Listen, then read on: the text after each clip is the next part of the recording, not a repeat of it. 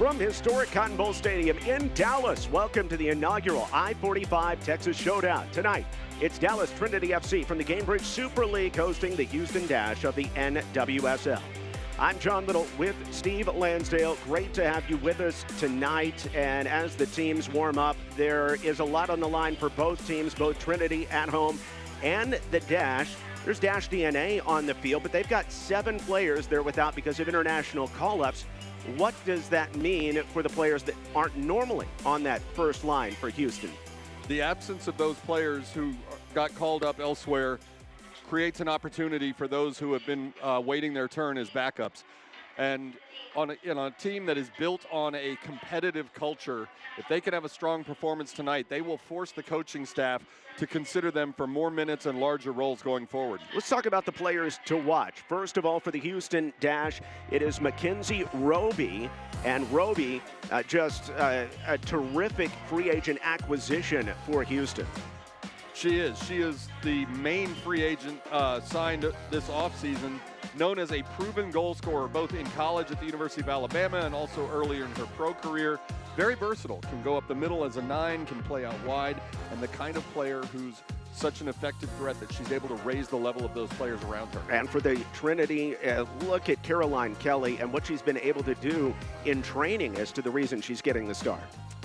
Both teams, Kelly, like Roby, proven goal scorer, former Houston Dash player, will have a lot on the light tonight. We'll be back with starting lineups and the opening touch next. Trinity FC is built for this city. Catch every match free over the air on KFAA 29 and streamed live on WFAA+. All the energy in action. Come see us at the Cotton Bowl or watch us play on KFAA 29 and WFAA+. Join us every match, Every moment. We'll see you on the pitch.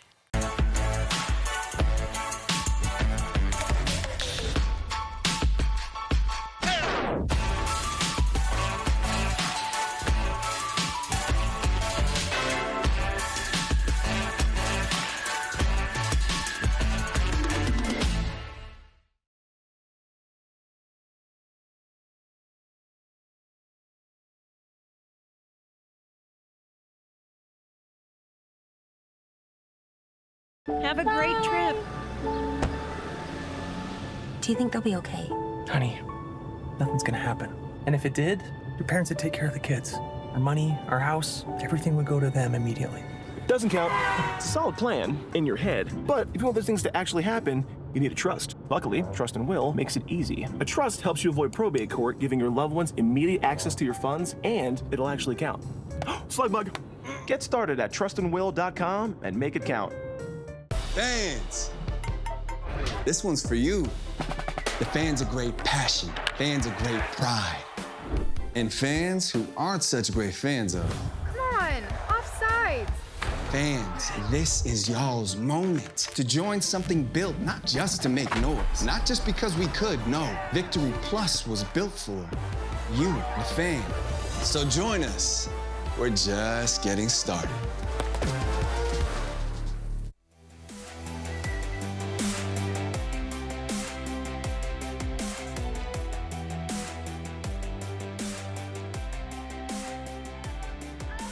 Wrapping up our national anthem here in Dallas.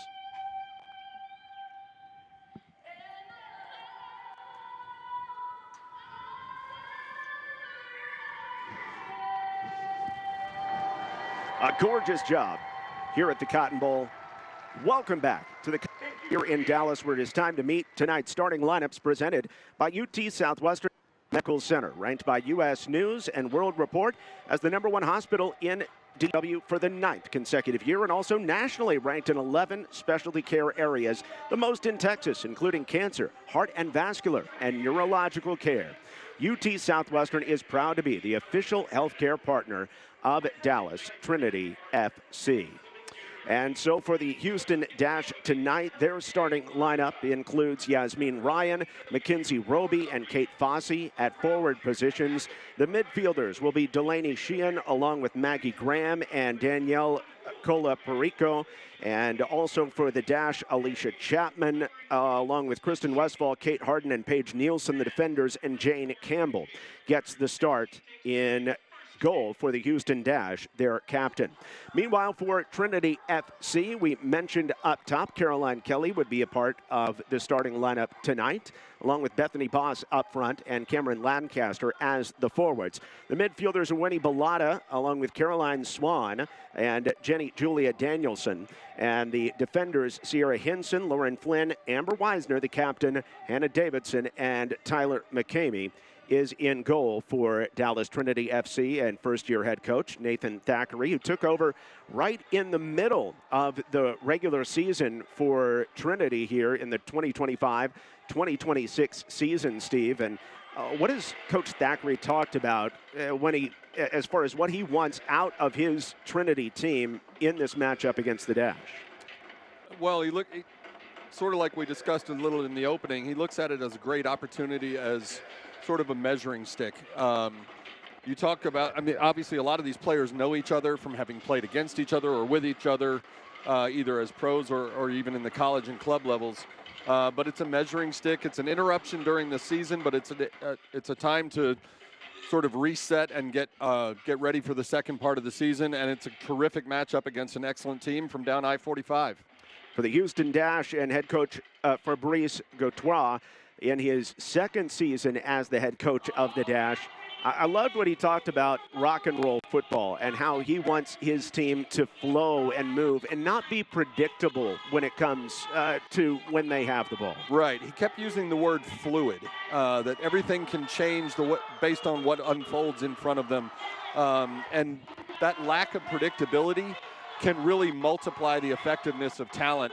If you're on the opposing team and you don't really know where a threat's going to come from, whether it's up the middle or from one of the sides or building out of the back, it creates challenges if you make the opponents worry about multiple areas of attack. Get a good look at the starting 11 on the left side in the gold for Trinity FC, and in the creamsicle orange for the Houston Dash on the right side here in Dallas. The first ever matchup between these two teams, but it's not the only place where an NWSL team is squaring off against a team from the Gainbridge Super League. It's an opportunity for both sides during different parts of their season to get a look at one another. For Trinity FC, they are third out of 9 teams in the table in the Gainbridge Super League. 24 points. That's despite being outscored by 4 goals over the course of the season, which I think bodes well for the rest of the year for Trinity FC. They haven't played their best offensive soccer as of yet.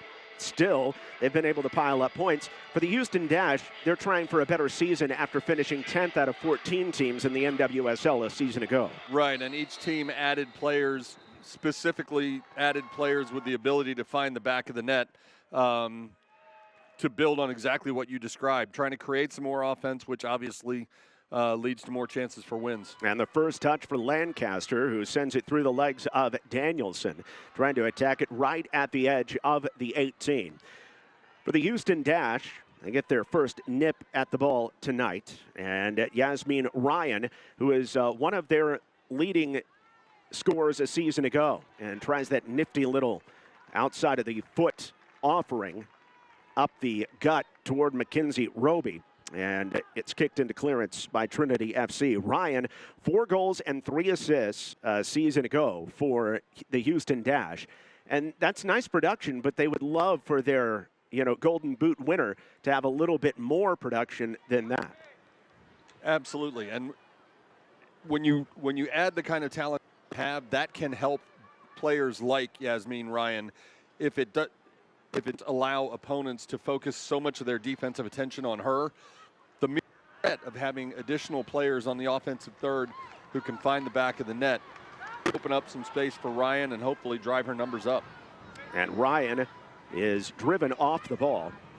And Winnie Bellata is able to touch it up the middle, little space for Danielson. Danielson, a long pass up the left side and trying to cut it back, but the offside flag is up as Caroline Kelly gets an early rip. It would have not counted anyway, but a good look by Danielson to get Kelly in transition. As you see the pass go across, Kelly's there at the bottom of your screen, and from our vantage point in the press box, you could see she was looking across the field at the side judge, waiting to make sure she was onside, tried to hold back for just that half a second hesitation, and needed about a half a second more. Yeah, Westfall was a little bit behind the play, and Weisner cuts this one off, but not well enough.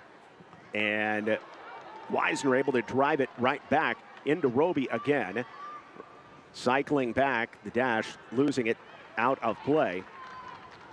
But it was last touched by the dash there. And they'll put on a little bit of pressure as the throw comes from Hannah Davidson. Davidson, who has been a central defender in the past for Trinity FC and a second-team All-League performer, now playing out wide for Dallas under Nathan Thackeray, who got a chance to look at this roster. And, you know, Chris Petroselli, who was the head coach and GM before, he decided to put her more on the outside rather than centrally. A nice ball out in front, but Trinity able to clear it all the way out to midfield. Misconnection, and Bellotta gets the throw in for Trinity FC. A couple of early giveaways over the touchline by the dash, but that's the kind of thing that will disappear as they settle down after the first couple minutes here.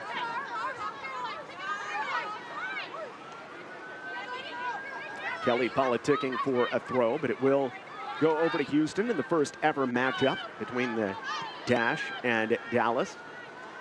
Some of the players on both sides were asked what a Dallas versus Houston matchup means and what it makes them think of. For Amber Weisner, the captain, the center back for Dallas, she thought of it as the North Carolina Duke matchup that she would experience every season, maybe more than a couple a season when she was playing in the ACC back in the day. As this one dribbles in and is taken in by Tyler McCamey. And so that's some high praise when you think about, you know, a rivalry and what this could become down the line. Exactly. These teams are in different leagues, but make no mistake, these teams would each love to win this game tonight. Houston and Dallas have a very natural rivalry up and down I-45. Whether it's the Cowboys played the first game ever against the Houston Texans, certainly the Rangers and Astros have a long history, Rockets and Mavericks. I mean, it's a built-in rivalry waiting to happen, and seeing a game like tonight is a great way to kick that off. Love the chaos that Kelly is conducting, but Houston is able to take it through the middle. And Yasmin Ryan centers it back on for Kate Fossey, the 2024 Herman Award winner when she was at North Carolina and won probably North Carolina's most surprise national championship, the last one that they've been able to come up with, wearing number 23 for the Houston Dash, the rookie who just wrapped up her career at UNC. That crossing feed is well defended by Trinity FC and escapes and scrapes through the 18 without a deflection. When a program has as many national championships as North Carolina, can you call any of them a surprise anymore? But it had been in Chapel Hill, that is the expectation every year. It certainly is. And she has a former teammate on the team as well in a couple of players that actually are former teammates, but Linda Ullmark, who is with one of the national teams right now, not with the Dash, as Yasmin Ryan comes in on the right foot. It dribbles through, and a great chance here, turning on it and having it cleared away by Hinson. Another feed all the way across, just beyond the reach of Fossey, and Trinity do a nice job to steer it out of trouble. Just underway, 6 minutes in here in Dallas. And the first touch for Jane Campbell, the keeper.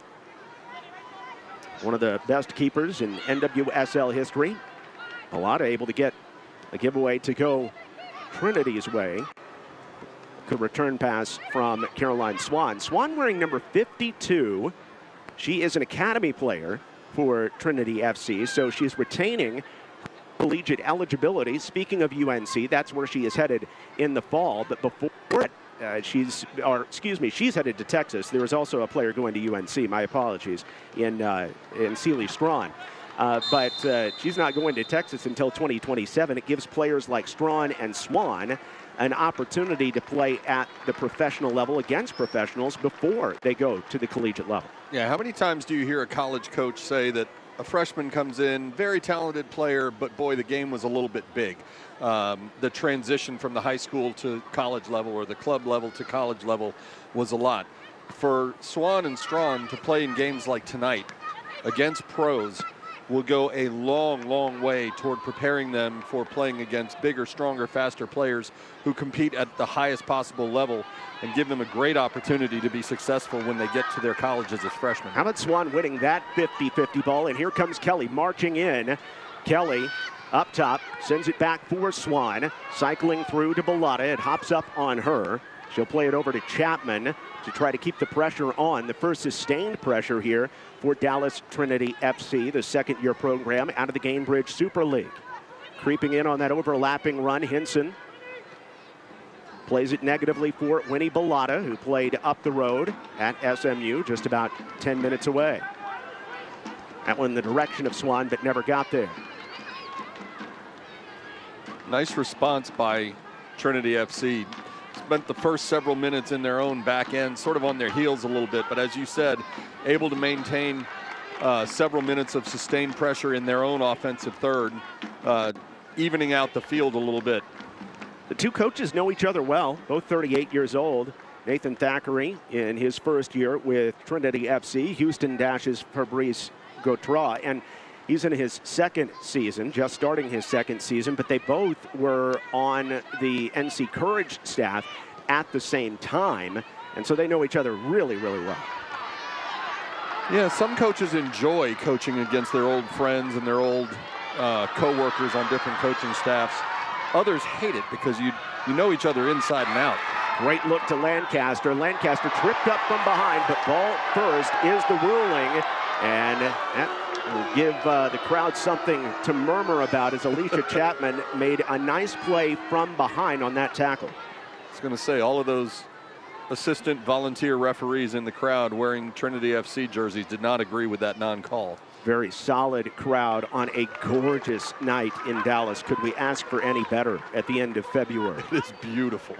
Absolutely fantastic. It was about an 80-degree day today. Houston a little bit short on the roster today, by the way. How do you think that affects this game where Trinity pretty much has their entire roster at their disposal, but for the Dash, we talked about the 7 players that were without because of international competition, as there's a big giveaway here. Out to Kelly, a chance, right-footed, deflected ball, and it's steered wide by Jane Campbell. The first corner is on the way for Trinity FC. Really nice play by Campbell. She was leaning just a tiny bit to her left, and then when that ball deflected off of one of the defenders in front of her, she had to shift her balance and get going back to her right. I think it probably would have gone outside that far left goal post, but obviously as the keeper you can't take any chances, and she was able to stretch out and get a paw on it, serving up a corner kick here for Dallas Trinity FC. This corner kick brought to you by Cornerstone Capital Bank. Winnie Bellotta takes it with the right foot, steers it in near post, straight up into the air, and she'll have another chance at it. And, you know, maybe Houston wants to get a look at their special teams, their corner kick defense here early in the season. Meanwhile, for Trinity FC, they gave up a couple goals off set pieces last time out, and they would love to see some better defense later on in this match against set pieces. Bellotta, again, short corner, gets through, dangerous ball, but deflected away, backed up by Lancaster, but deflected out toward midfield. Anytime the ball hits the turf in the middle of the 18, heart starts skipping a beat on the defensive side. Especially for the goalkeeper, when the ball comes bouncing through the defense like that, it seems to take forever to get across the mouth of the goal.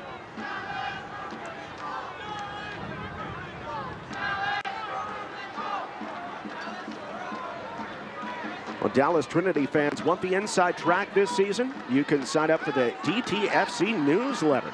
You can do it for breaking news, for special offers and exclusive updates from the club in your to Gainbridge Super League. Scan the QR code right there and stay connected all year long.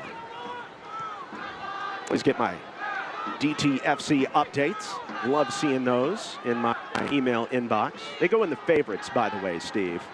Of course. Never go into spam. Of course. Never go into spam.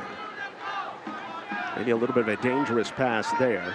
Played back to the keeper, McCamey, who has to play it with her feet. But that's one of the things that McCamey does, and probably why she has the starting role right now, Steve, is the way that she can help Thackeray's club build out of the back. Yeah, there are some goalkeepers who may be terrific with their hands and make a lot of saves and, are strong in the air. But one thing she does so well, as you said, she plays with her feet like you're seeing there. It's almost like having an 11th field player. She can dribble out of the back. She can serve both with accuracy and distance, and it really provides an extra element to building out of the offense, creating fast breaks. Great look to Kelly, who was unmarked again, plays it onto her left foot, skims it across. Lancaster has to cut back on it, but reaches it. Quick play in and headed it back away, as it was in the direction once again of Boss. Lancaster's going to reach this one. Quick one-timer off the back of a defender. And Lancaster, who has been very solid early in this match on that right wing, not able to get that pass back from Danielson. But I love the way the forwards, the top 4 or 5 especially, are working together for Trinity FC right now. Yeah, there's a lot of cohesion. You can tell that they have played together, played half a season so far together. They're very familiar with each other. They sort of know where each other will be.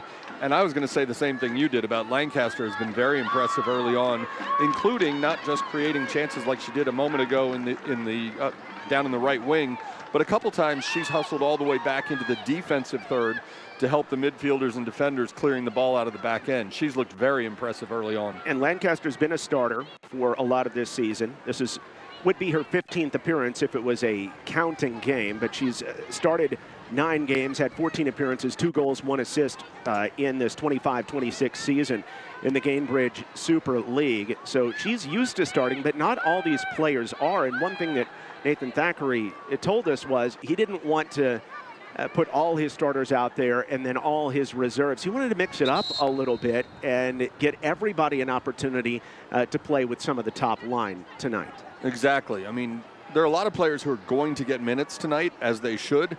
But to your point, Coach Thackeray, if you put out an entire second team all at once, that's not really fair to them, because even if they've been working together in practice, to do so against a team like the Houston Dash is asking an awful lot. And part of a game like today, the value in a game like today is allowing the coaches on each side to mix and match and find combinations that work together. So you'll see a couple of players come in off the bench at once, but you're not going to see 9, 10, 11 at once swapping out an entirely new lineup for either side. Well, there's another example of McCamey and her ability to play out of the back, really hitting. She hit Davidson up that right flank from about 40 yards out.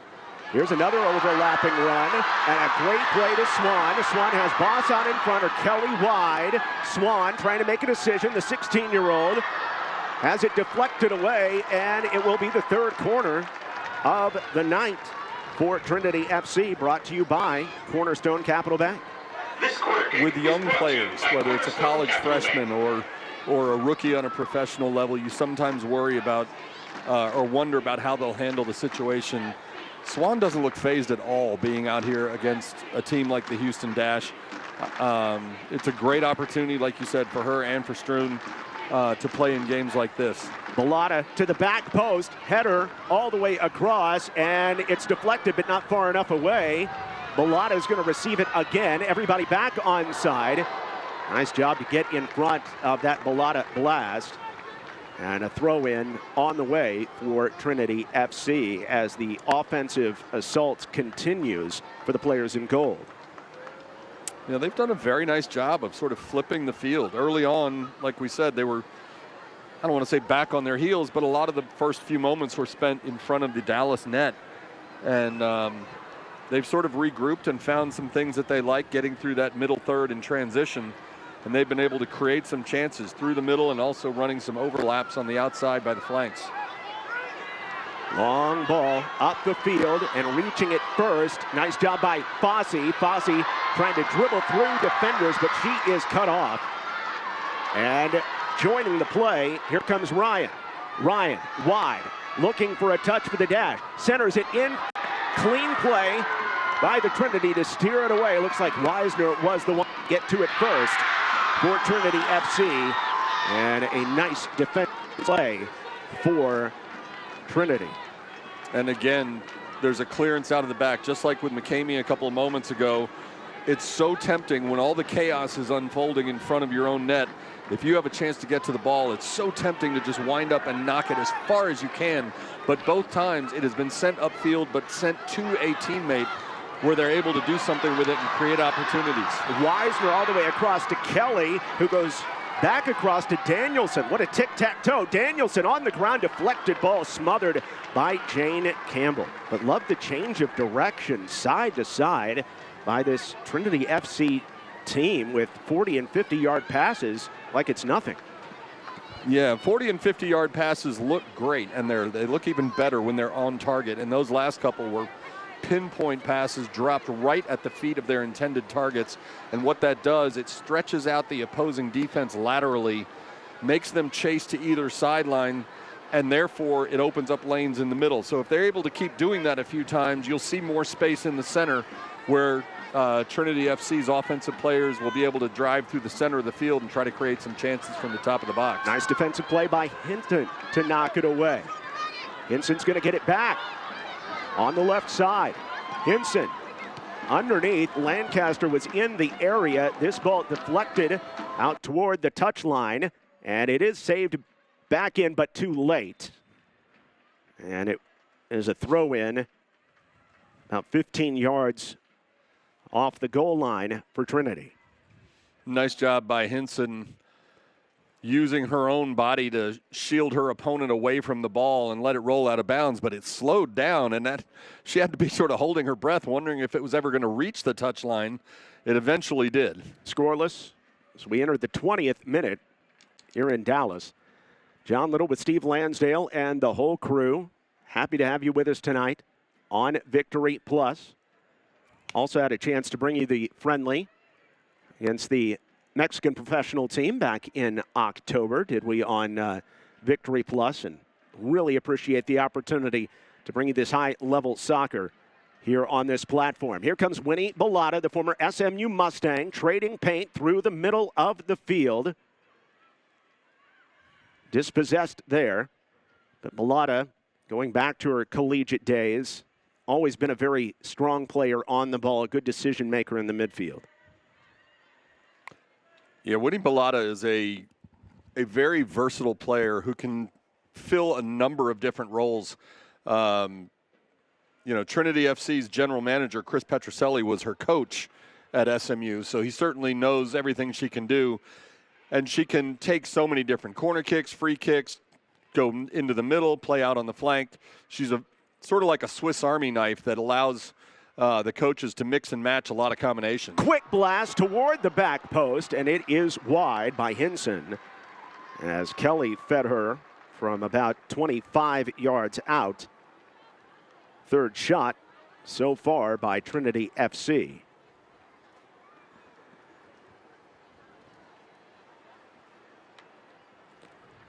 Now it helps when you've got a general manager who has been part of just keeping his hand on the pulse of the collegiate game for 30 years like Chris Petroselli did, right? Whether it be in Notre Dame where he won a championship, or the University of Texas, or then on to SMU. He knows everybody, and that helps in finding the right type of players to join his team in the Gainbridge Super League here. Yeah, and really tonight's game was sort of the brainchild of Chris Petroselli. I mean, both teams have talked about doing something like this, but he's the one who really orchestrated it, reached out. As you said, he knows everybody in soccer and was really the driving force putting it together. Boss offside. That gives us a chance to tell you about Gearing up for year 2. Rep Dallas Trinity FC with the latest kits, scarves, and merch. Be one of the first to own part of the newly released Trinity Flair collection, which is on sale right now. Visit shop.DallasTrinityFC.com today. That's shop.DallasTrinityFC.com. And show your colors all season long. It's a good season to do so.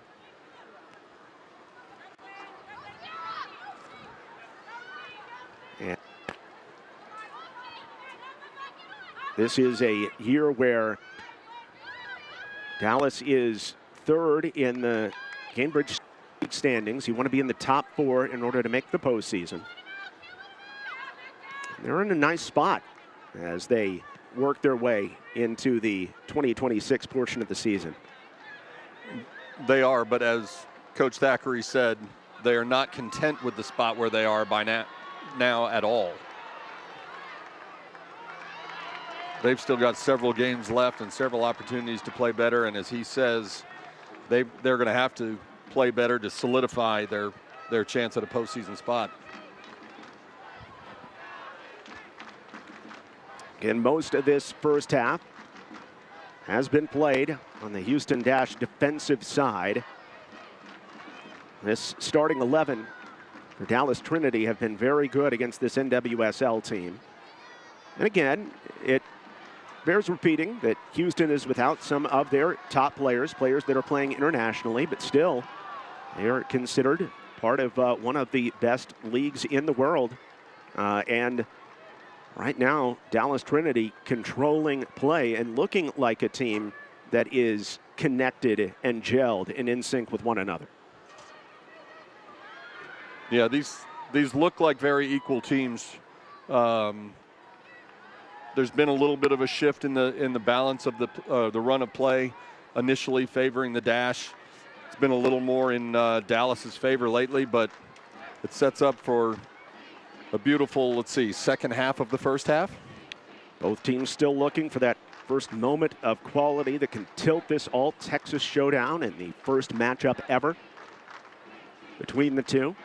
Oh, nice look back to Lancaster. Right-footed drive. She was going for goal. And it would have meant threading the needle, Steve, but with a perfect serve, that could have tucked in far post. With a left-footed shot, that might have gotten there, but by shooting with a right foot, it did curl away just a tiny bit from the mouth of the goal. But you're right, she was not looking for a teammate at the back post. She was looking for the upper left corner of the net. A little bit of a heavy touch by Hannah Davidson. She tries to take it away. Davidson, who scored the team's first ever goal back in the 24-25 season. All-league honoree, now playing out wide. Been a full-time starter for Trinity FC this season. Swan steps to that one. And then Bellotta wins the ball. Foul coming against Houston. And a free kick that Trinity will use to reverse the ball back across the field. And that switching fields, reversing from one side to the other, Dallas Trinity has done a really nice job of it so far. I think I got it too. I will try to get. Swan across the way, header snapped, and it is deflected wide. Boss was there. Great serve by Swan, and Campbell has to punch it away. This corner kick is brought to you by Cornerstone. Beautiful curling shot. And this header, that's the second time that Jane Campbell has had to lay out to her right, and both times the ball's been very close to heading to that far post. She doesn't, like any good keeper, she doesn't take any chances, and she's able to cover a lot of ground to get over there and make sure it stays wide. Corner kick brought to you by Cornerstone Capital Bank. And another chance for Swan to chip it across, looking back post. Boss plays it centrally, punched into the air, and another corner. It was last touched by the Dash. I think Paige Nielsen, one of the center backs, was the last to make contact. Will be another corner kick brought to you by Cornerstone Capital Bank. And you'll see Winnie Bellotta coming over from the far left corner to the right. And again, she is she's sort of like a pitcher who throws about 6 different pitches. She has so many different corners in her arsenal. You know, she can serve high floating balls to the back post, line drives like the one we saw earlier about 10 minutes ago, bouncing through. She's a very creative and accurate passer. That one is a liner, and it's free inside the box. Deflected, I think. Yeah, Trinity wanted a handball, and I thought I saw one too. Eventually, Jane Campbell reaches it with no call, and there is no VAR. But this could have been a very bad moment for Houston. And you're right, though. There were a bunch of Dash players who, once Campbell got her handball, you see a bunch of the Dash players turn around and look at the officials saying, did you not see what we think we saw? Yeah. And the answer was no. Trinity FC definitely thought there should have been a handball there. Houston looking for something in the counterattack, which is what Gautrat really wants from his team to be a great counter team. And Roby has a player offside in the middle of the pitch to give it back to DTFC. Houston is a team with a lot of speed, and that certainly lends itself to effective counterattacks. But it only works if the pass is served quickly and early, so the players up front who have that speed are able to hit the jets and try to get behind defenders.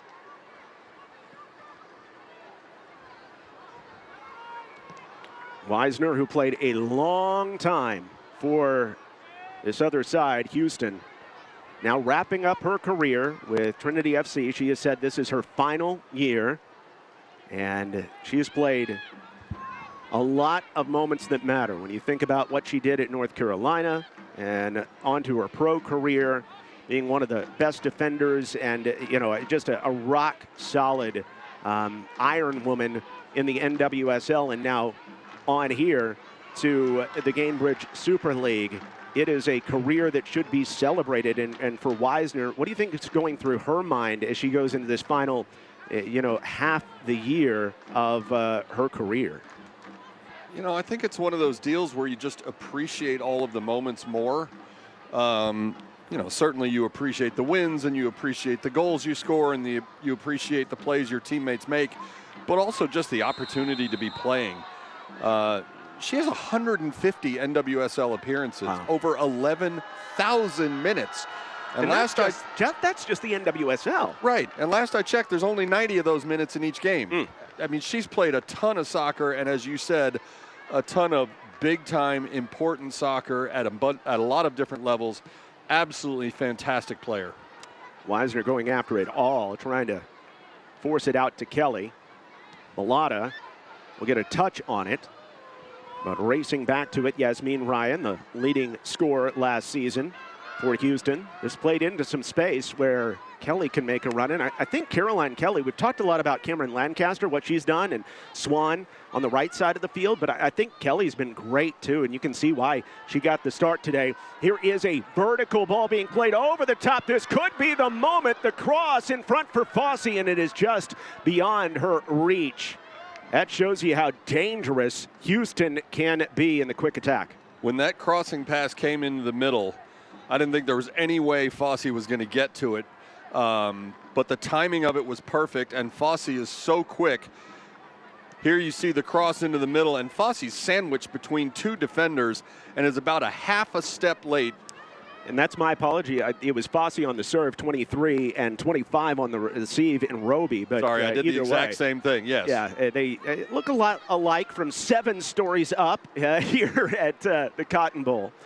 But in any event, those two will be great in combination this season. This is going to be a dangerous Houston Dash team.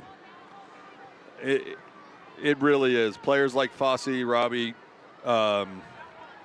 dangerous weapons who can really get a defense back on its heels quickly. A dangerous moment as well, as this is bashed off of a Houston player and out.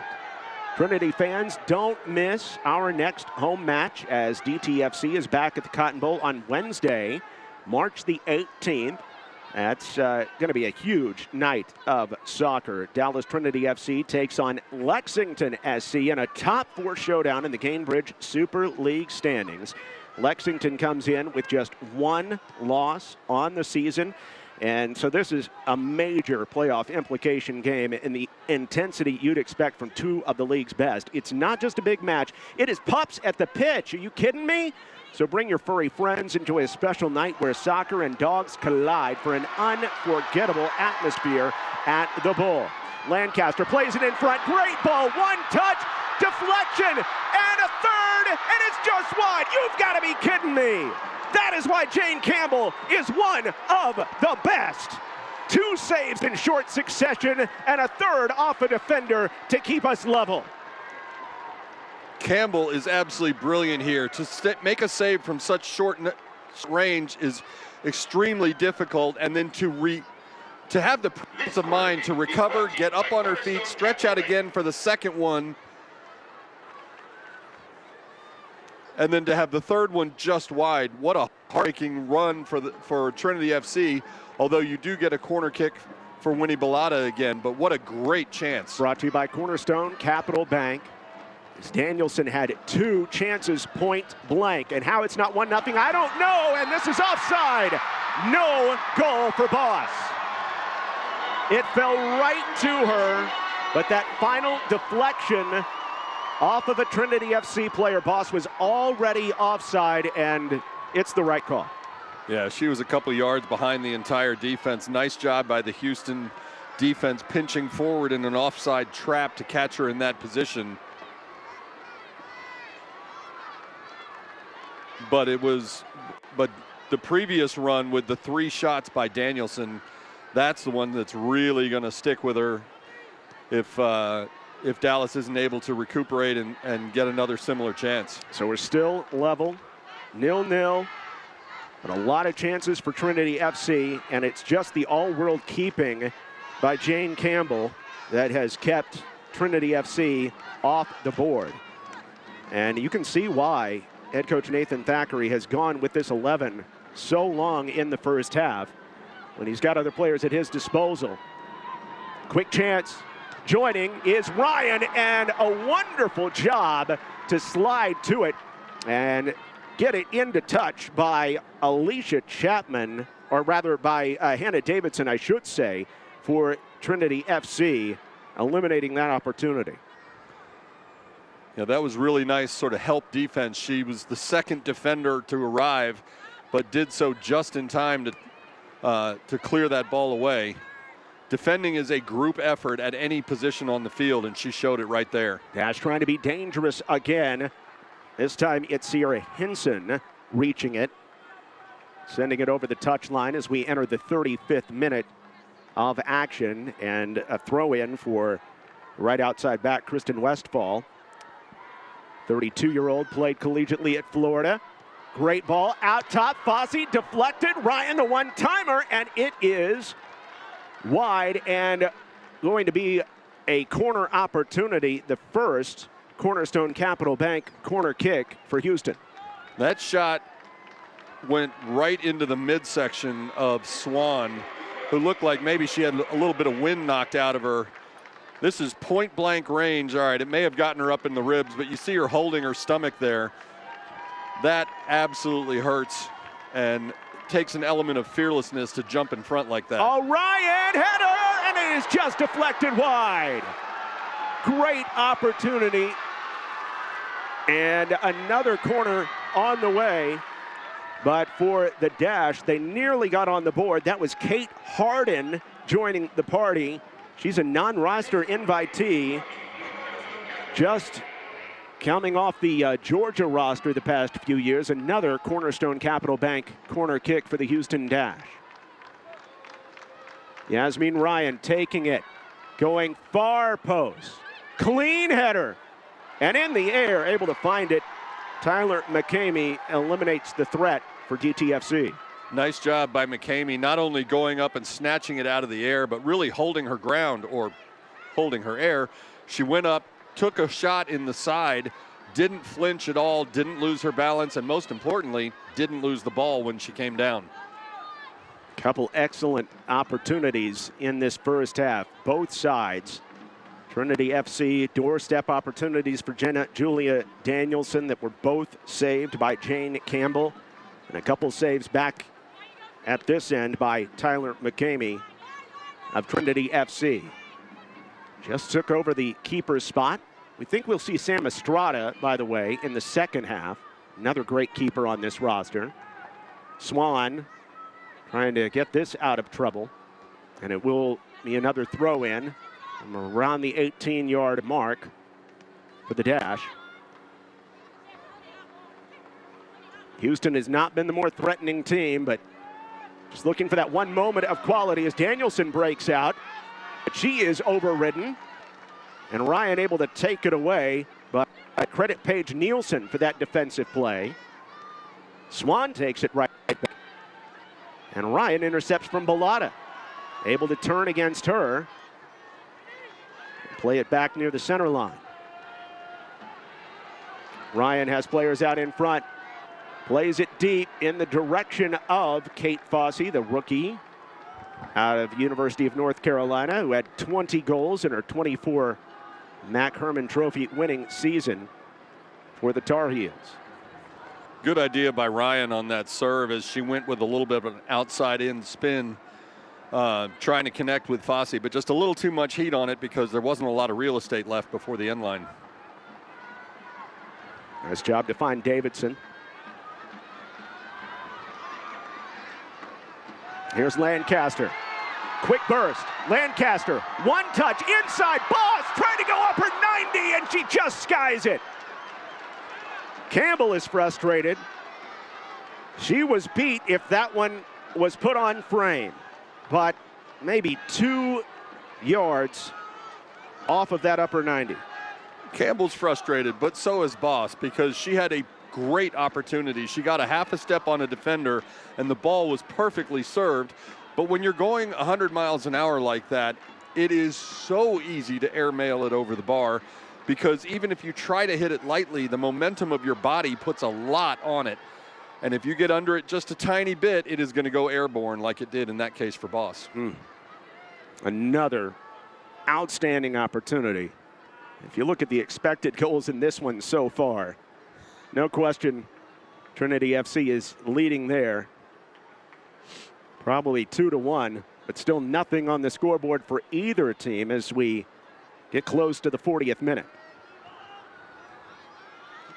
Nothing on the scoreboard, but this is one of those games where you can say it's scoreless, but it's been incredibly exciting so far because both teams have had excellent chances and both goalkeepers have made brilliant saves. Boss all the way across, and a good job to put a foot in front of it by Westfall.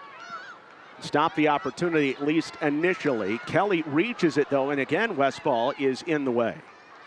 That's 2 great plays by Westfall, because in both cases, had she missed it, there was miles of open real estate on the way toward the Houston goal. Terrific plays by Westfall. And I think from both these teams, the back half of this season for Trinity FC and Houston this year as well, you're going to see some wide open soccer. If you come out and watch these teams, it's going to be a lot of fun. And there have been chance after chance. Vertical ball played here. Hinson catching up with it. Unable to do so quickly enough, but she did force the defender into making contact last, and a throw in for Trinity FC. There's Jane Campbell, who has been a stalwart in net. That one's deflected by Boss for a Dash throw in.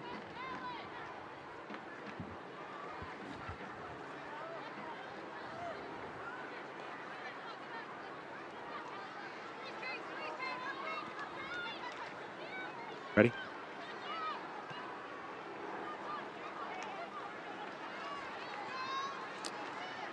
As Ryan comes up the middle of the pitch.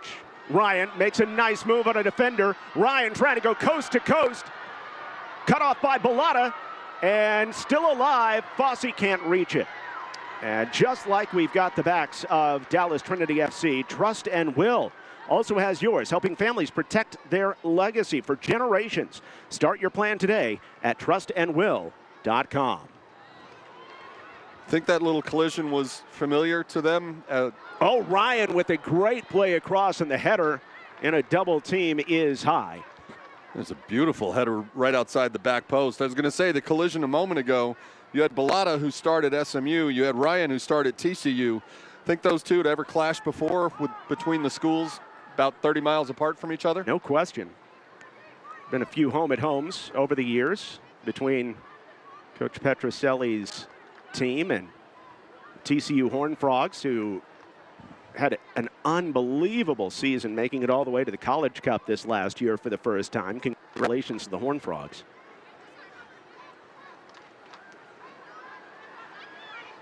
A lot of TCU blood on these rosters, along with SM and UT as well.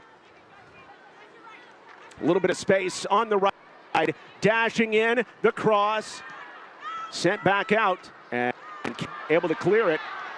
What a feed to Lancaster. I don't know how she did that.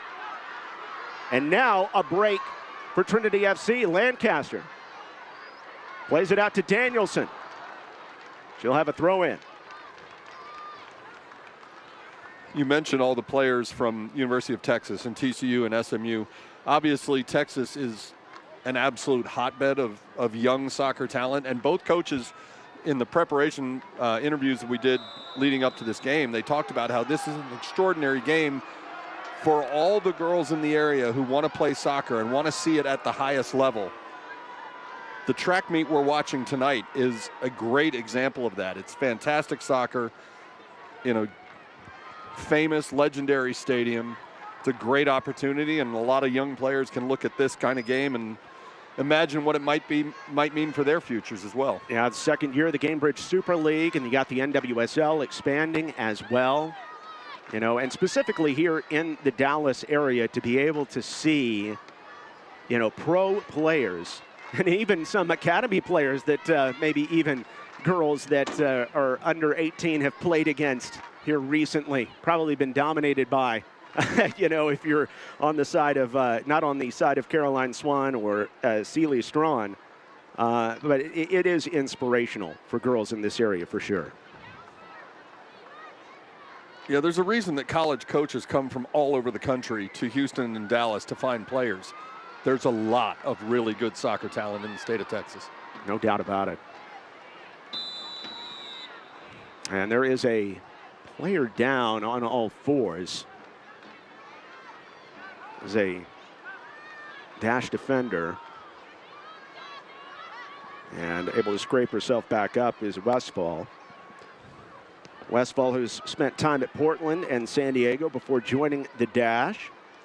Stabilizing presence as they mix some rookies into the lineup here. Thankfully, Westfall able to stay in. We'll see how much added time we get at the end of 45. That one too tall for the 5'3" Lancaster, but a throw in for Boss.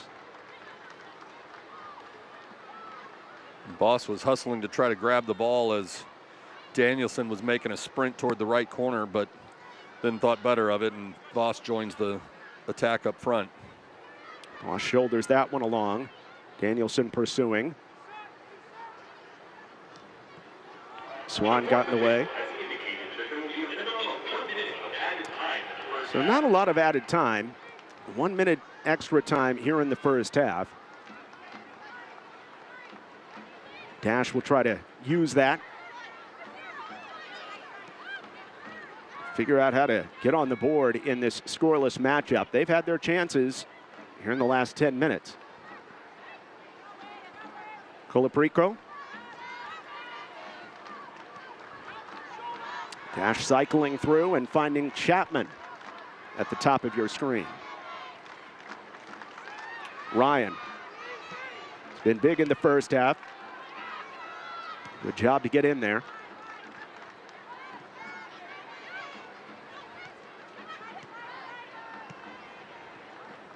One touch, out wide. Westfall cutting it back. And good defensive play by Sierra Hinton, the former Texas Longhorn and Garland, Texas native, to get in the way of it. It's been a really nice matchup on the far side between Westfall and Hinson. Those two have basically chased each other the full length of the field through 45 minutes. And that will be it. We will not get a corner kick. Instead, the 1 minute of extra time elapses in a scoreless first half.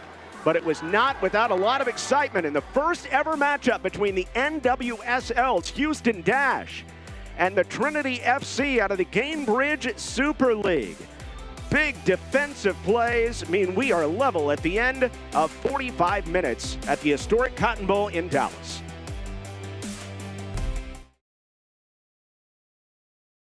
A dream too big to measure, a will too strong to break. While others played, she prepared. She worked. Every sacrifice, every setback, every moment changed with this. While others saw limits, she saw a challenge. Every rep, every step, proof she's not finished. She's not just coming back, she's coming back stronger than ever. Scottish Rite for Children. Champions caring for champions. Work shouldn't leave you feeling stiff or sore. You deserve a happier, healthier workday. That starts with a better workspace. One where you can stand a little, move a little, and feel a lot better. Barry has everything you need for head-to-toe comfort, with standing desks, ergonomic seating and accessories, so you can work well and live well. And right now, you can save 20% site-wide at Very.com. This is UT Southwestern Medical Center, and this is where a spark happens. This is the teamwork that fuels it, the mentors who shape it. And this is where it comes together, with this care team connecting the dots, all leading up to this moment right here at UT Southwestern, where discoveries change lives. And this spark is just the beginning. Follow your spark at UT Southwestern, the #1 hospital in Dallas-Fort Worth. We're all growing something, a dream, a business, a better way to live. At Gardenuity, we bring the experience of growing to life, made simple, for wherever you live, work, or play. Because growth isn't just what happens in the soil, it's what happens in you. Gardenuity, made to grow. Dad drills. Let's go. Your kid falls asleep 1 minute, 32 seconds from home. What's the play? Park and wait. Quick glance. What's missing? Emergency fruit snacks. Bing.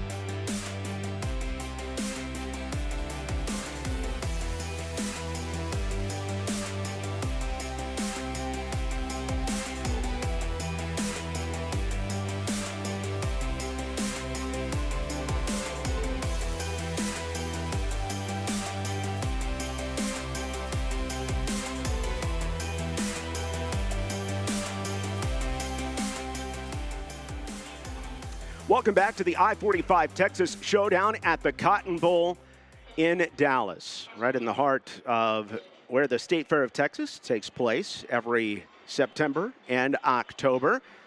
John Little back alongside Steve Lansdale and the whole crew, and it has been a fantastic first 45. We are scoreless at the end of one half between Houston and Dallas Trinity FC.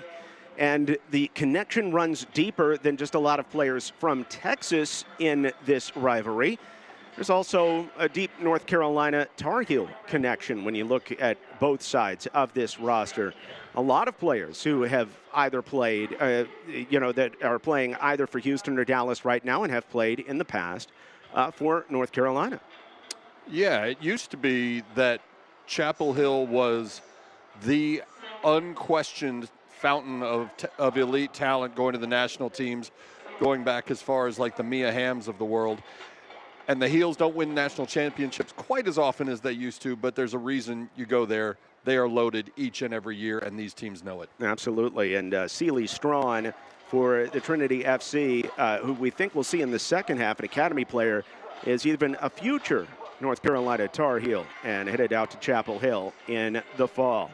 Great crowd in Dallas, and at the half, it is Trinity FC and Houston all square. We'll take a look at the first half stats on the other side. Let's go. Your kid falls asleep 1 minute, 32 seconds from home. What's the play? Park and wait. Quick glance. What's missing? Emergency fruit snacks. Binky. Easy. In-game challenge. Have you officially named a guardian? My parents? Doesn't count. This play needs a plan. Guardianship must be legal before it's official. Luckily, Trust and Will makes it incredibly easy. It's secure, affordable, and actually counts. Next topic. I am wide open. What do you do? Run it. Visit trustandwill.com today and make it count. Trust and Will.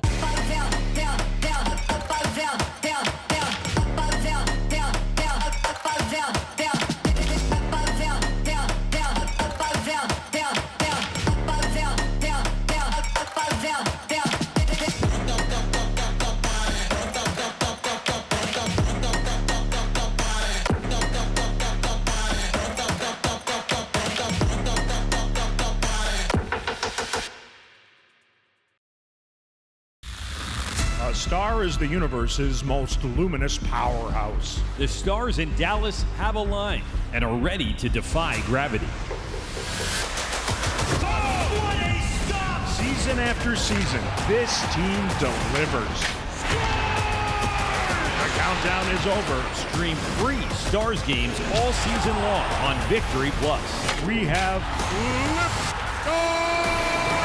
welcome to Dallas indeed.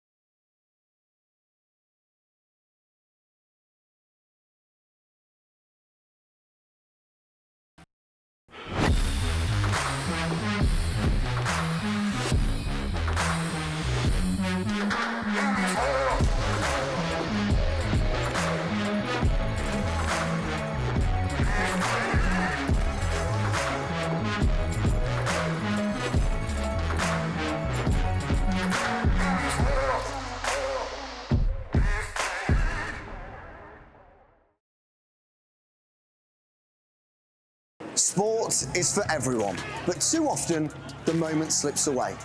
Here Sport brings live, audio-described, multilingual commentary straight to your phone.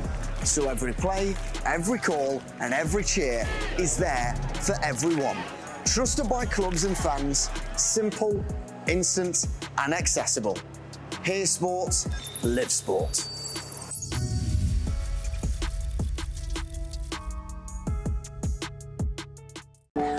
You're their favorite aunt. So we decided if anything happened to us, We want you to take the kids. Oh, you guys. Doesn't count. This is giving me the fuzzies.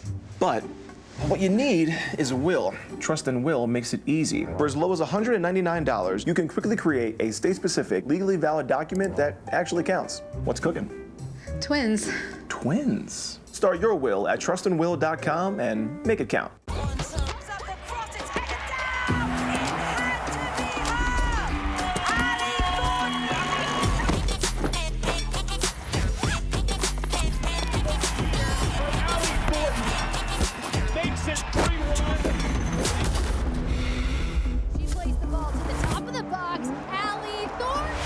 Nice shot. Let's play.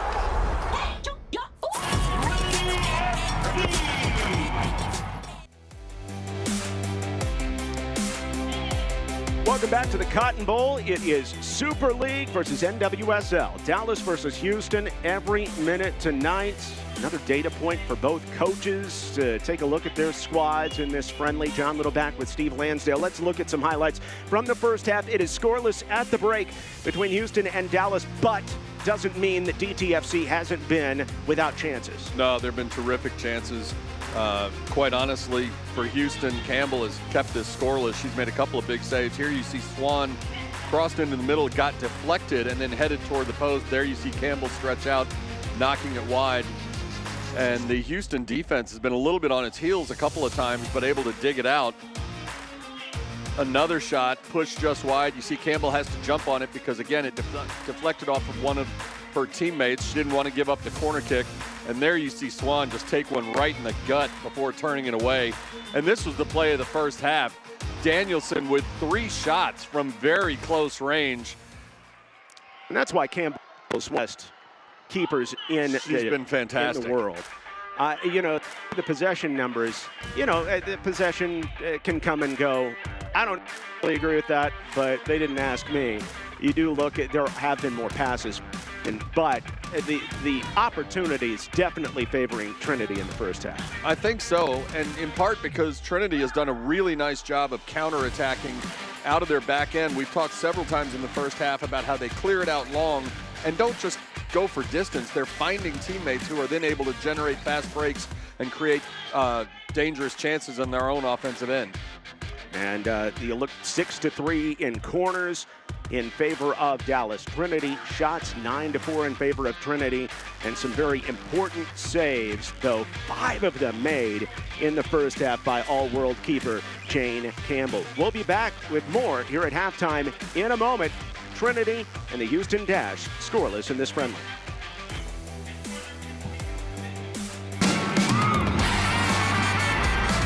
Dallas Trinity FC is built for this city.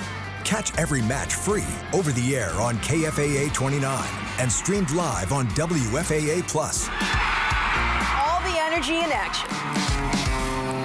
Come see us at the Cotton Bowl or watch us play on KFAA 29 and WFAA+. Join us every match, every moment. We'll see you on the pitch. A dream too big to measure, a will too strong to break. While others played, she prepared. She worked. Every sacrifice, every setback, every moment changed with this. While others saw limits, she saw a challenge. Every rep, every step, proof she's not finished. She's not just coming back, she's coming back stronger than ever. Scottish Rite for Children. Champions caring for champions. Work shouldn't leave you feeling stiff or sore. You deserve a happier, healthier workday.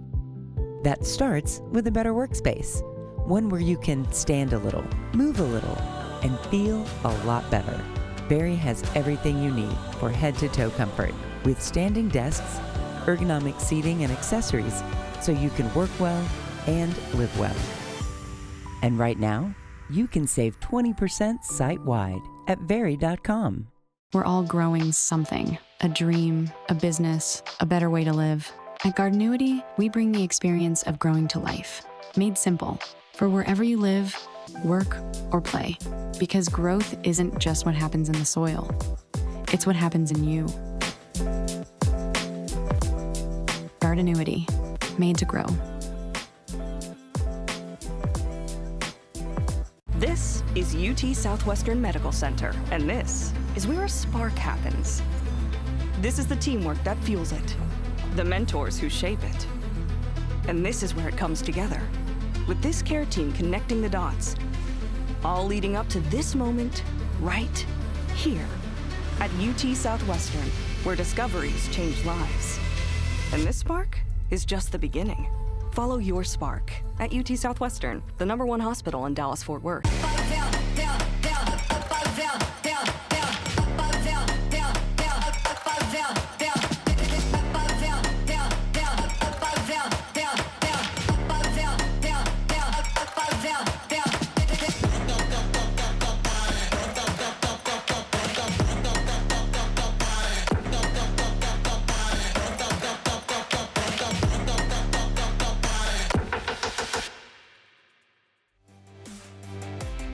welcome back. You're back with us for the I-45 Texas Showdown and taking a look at the upcoming schedule for the two sides. First of all, for Dallas Trinity FC, they get back into Gainbridge Super League action. Again, they're third in the team table standings right now, trying to stay in the top four.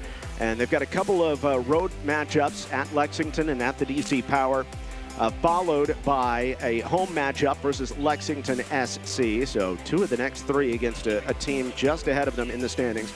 And then Sporting Jacks on March 22nd, Tampa Bay Sun on March 31st. So a homestand is on the way toward the end of March for Dallas Trinity FC. Meanwhile, for Houston, the Dash are in their preseason. They have not cranked up the 26 NWSL schedule yet, so this is their first time against an opposite side.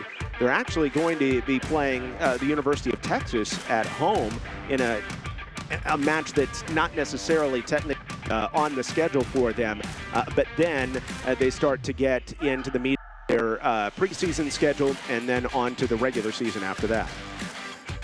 Yeah, and coaches put an awful lot of value on the exhibition or preseason games that they schedule as they're evaluating, and the University of Texas will bring a terrific challenge as the Dash coaches try to sharpen things up before the start of their season. So we'll see about these two sides as we are leveled scoreless at the half between the Houston Dash of the NWSL and the Gainbridge Super League's Trinity FC. Happy to be bringing it to you here on Victory Plus tonight from the historic Cotton Bowl, a place that has hosted some amazing moments over the years. You know, an NFL team has played it. In fact, an NFL team and an AFL team have called the Cotton Bowl their home. It was the home of the Cotton Bowl Classic for almost 75 years. It is still the home of Texas OU every year. And of course, let us not forget, hosted 6 matches in the 1994 Men's World Cup as well. It is. There's a lot of history in this building in a number of different sports.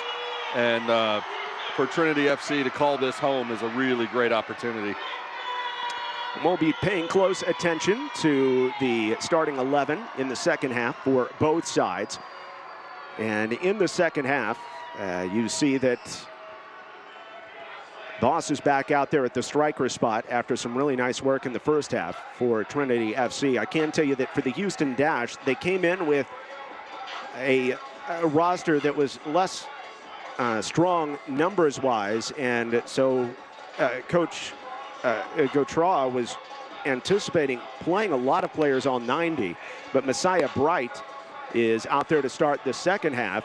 You see her in the background there on the other side of the ball wearing number 6, and she is a former TCU striker herself, and from Cedar Hill, which is just south of Dallas, a powerful 9 player that can certainly put the ball in the goal for the Houston Dash. Meanwhile, for Trinity FC, after Tyler McCamey had a clean sheet in the first 45, Sam Estrada, formerly of the SMU Mustangs, a 6-foot keeper who can cover a lot of ground in between the pipes, is back there to start the second 45. Yeah, both coaches mixing and matching a little bit, finding some combinations and giving opportunities to those who don't always necessarily get as many minutes as they would like. And this is a great opportunity for those players to really grab their coach's attention. And like we said in the pregame show, just demand a larger role going forward. Force your coaches to give you some more minutes. We'll say that Samar Guidry is in at the right center back spot for Trinity FC, replacing Weisner. We did think we would see Lauren Flynn the entire way at left center back, and she's still out there. That's because Flynn picked up a red card in the last game. She's going to miss her next match. And so with this being a friendly, she is eligible to participate, but she will not be eligible in the next Gainbridge Super League matchup for Nathan Thackeray. So he's going to leave number 5 in gold out there for the whole 90, injury notwithstanding. Also, Chioma Ubagagu, outstanding left wing for Trinity FC is out there for the first time. She is a former Houston Dash player, one of 2 Trinity FC players who played with the Houston Dash in the past. And that overlap, those players who have played for both sides, you got to think that a game like tonight is just a little bit more than a typical friendly, because obviously there's some very familiar faces on the opposite side.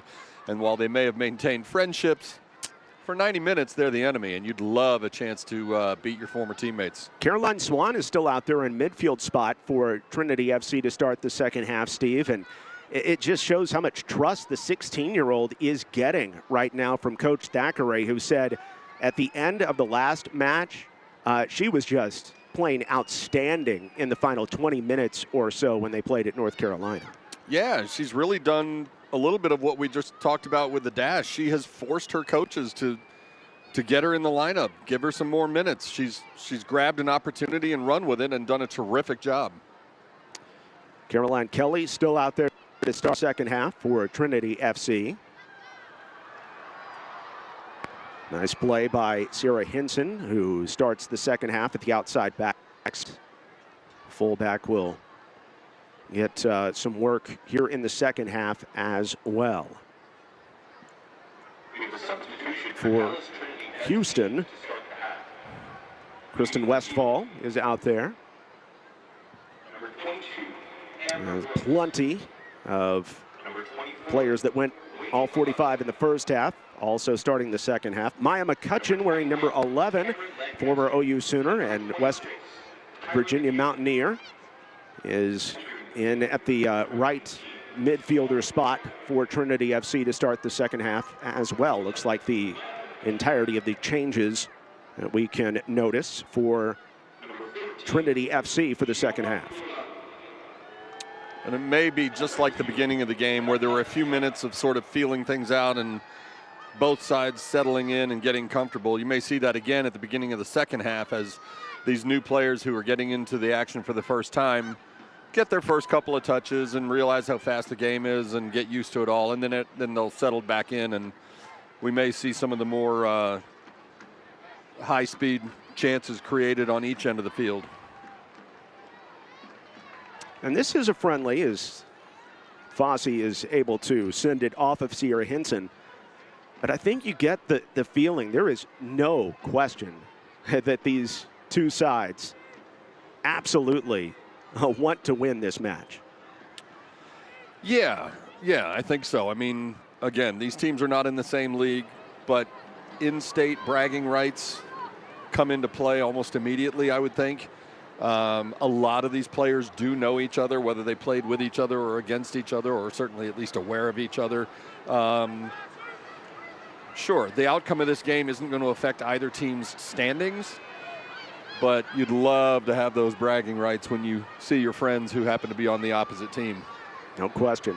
Samar Guidry getting rid of it as Trinity FC tries to chip their way up the field after creating a total of 9 shots in the first half. 5 of them on goal, but all of them equaled by an outstanding keeper in Jane Campbell, who somehow was able to keep Trinity FC off the board in the first half. I think you'd have to say that if the game had been called after 46 minutes, Campbell may have been the player of the match in the first half. I would be all for it. Yeah. That was the only way it was level. Danielson may not agree with our vote. Yeah, she almost scored twice on one play. Get a chance to see some of the substitutions for both sides.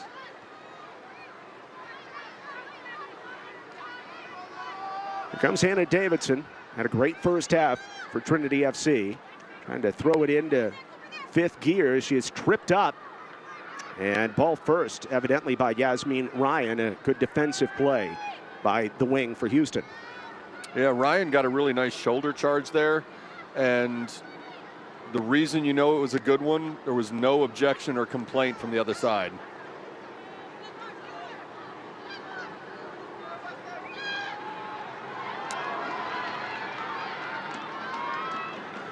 Ball comes out wide to Messiah Bright. Bright trying to do her dance, and she is shut off. What a play by Swan. Dallas Trinity fans want the inside track this season. Sign up for the DTFC newsletter for breaking news, special offers, and exclusive updates from the club in year 2 of the Gainbridge Super League. Scan the QR code now and stay connected all year long. How about that play by Swan to cut off that outstanding opportunity for Bright? She did a terrific job. First, the fearlessness jumping in there, but also just really nice positional defense getting in there. Not once tonight have we looked at her and thought, yeah, she looks like a 16-year-old playing with pros. She looks like a pro playing with pros. She's looked great. Again, she still has another year of high school eligibility left. That's incredible. Before she goes to the University of Texas in 2027 is her plan. But the quote by Nathan Thackeray was that she was nothing short of exceptional in their last match and definitely earning her time. It's a touch for Houston as the Dash move this direction, and Estrada play it with her feet inside her own 6-yard box. One of my favorite notes about Sam Estrada during her time at SMU was it was right at the beginning of time when name, image, and likeness became a thing, Steve. And do you remember the name, image, and likeness deal that she got in her senior season was? I do. Wasn't it Sam's Club? That's exactly right. Yes. There were like 10 players across the nation, athletes, all named Sam. Yeah. And Sam Estrada was one of them that got a $10,000 deal with Sam's Club in her senior year. And I just love that. And well-deserved. Absolutely. Absolutely well-deserved. She was marvelous in goal that season for, at that time, Nicole Nelson's team after she had taken over from Chris Petroselli, who had moved on to be the manager in Chicago. Another good cutoff in the corner, but this one does drift through. A chance to turn on it, but there is a player down, and we have our first foul by the Trinity on this half of the field. And this is going to be a great opportunity here for a restart, as that foot was in there by Guidry a little bit too long. Yeah, and she first put one hand up as if to say, yep, that was on me. And then she threw both hands up as if to say, who, me? What did I do? There's the line of confrontation. But you're right, this is a very dangerous opportunity for the Dash. Again, as it comes in a not official corner kick, of course, but Yasmin Ryan, who has taken the corners in this one, will do the serving. And a chance to work on a set-piece opportunity defensively for Dallas after giving up 2 set-piece goals in their last game. Ryan lines it in, and wonderful play by Boss, but it's knocked away, and the shot is steered wide as Messiah Bright was able to find it after Boss first made contact with her head. And it will be a corner kick this time, brought to you by Cornerstone Capital Bank. You see the first collision there as Boss was taken to the deck as she made the first contact. Ball ends up going out, but anytime you see a collision that results in anybody on either team hitting the deck that close to your own goal, the defensive team will all hold its collective breath, because if it's called on them, then you're in real trouble. Wow. Ryan has that get all the way through in Davidson's legs, dispossessed, and then cleared away.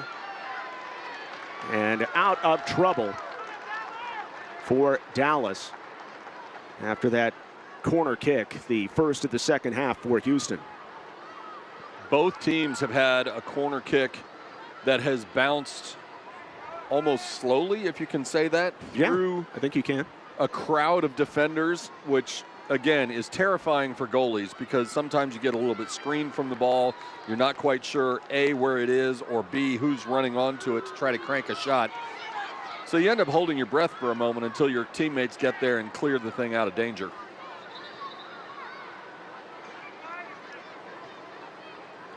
Free kick on the way for Houston. back underway as the Dash continue to possess, and they have for the majority of the 11, now into the 12th minute of this second half, as Westfall gets another look at it and deflected once more by Hinson for a throw-in. Hinson's had a lot of really nice positional defensive plays tonight where she's able to read it and cut off angles, and she got 2 of them right there. We're told everybody's available for Trinity FC. We haven't seen Allie Thornton, the excellent striker, yet. Former top scorer in the league from the Gainbridge Super League's first year. Lexi Massimo, formerly of Texas, also has not played in this one as of yet. A couple of powerful offensive players. Pretty good luck deflection there for a moment by Houston, but it drifts right past Ryan. Racing after it, Danielson. And quickly turning in, it's to Swan on the throw-in. Nice job by Maggie Graham there, getting her body between Danielson and the ball. And yes, she gave up a throw-in, but in doing so, she prevented Danielson from hitting the brakes and taking off on a fast break. Well, speaking of a collision, as Lauren Flynn tried to bring it up the field, she is cut off hard and taken to the ground. And looks a little bit worse than it was after they came together as the foul's called on Kate Fossey. Yeah, the initial contact was upper body, shoulder to chest or something like that. At first glance, it looked like a shot to the ankle. Ball for Obagagu, and that would roll out for a corner kick as it is saved away from Obagagu. Just reaching it in time for the dash was Paige Nielsen, one of the backs. And Cornerstone Capital Bank brings the corner kick, but Obagagu was on her horse, and she will also take the corner here. We talked at halftime about the fountain of talent that is the University of North Carolina. Nielsen is one of the Carolina Tar Heels playing in this game. Obagagu, Danielson,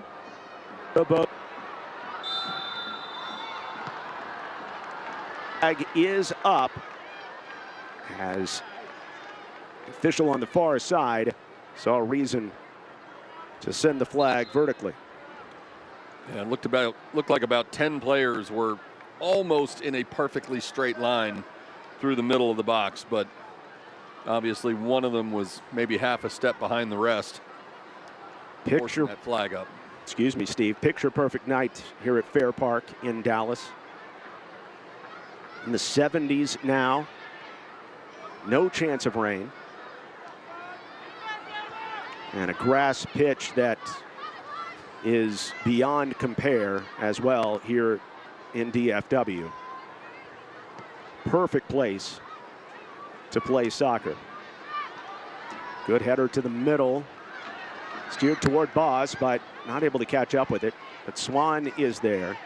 I think the thing that impresses me most about Swan is not just what she does with the ball, but the ball always seems to find her, which shows me how positionally smart she is for a 16-year-old.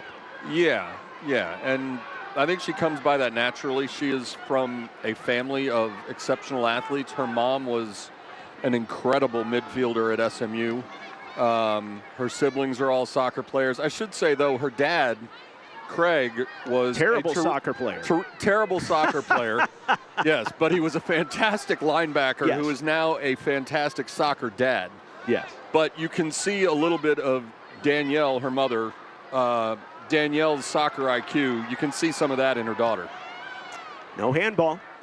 And you can see that Caroline Kelly is disagrees with that non-call. Not enthused. Still a throw-in coming up for Trinity FC. They have certainly outchanced the Dash in this friendly. This ball in the direction of Danielson, who had the 2 doorstep opportunities that Jane Campbell saved back in the first half. Takeaway in the middle third.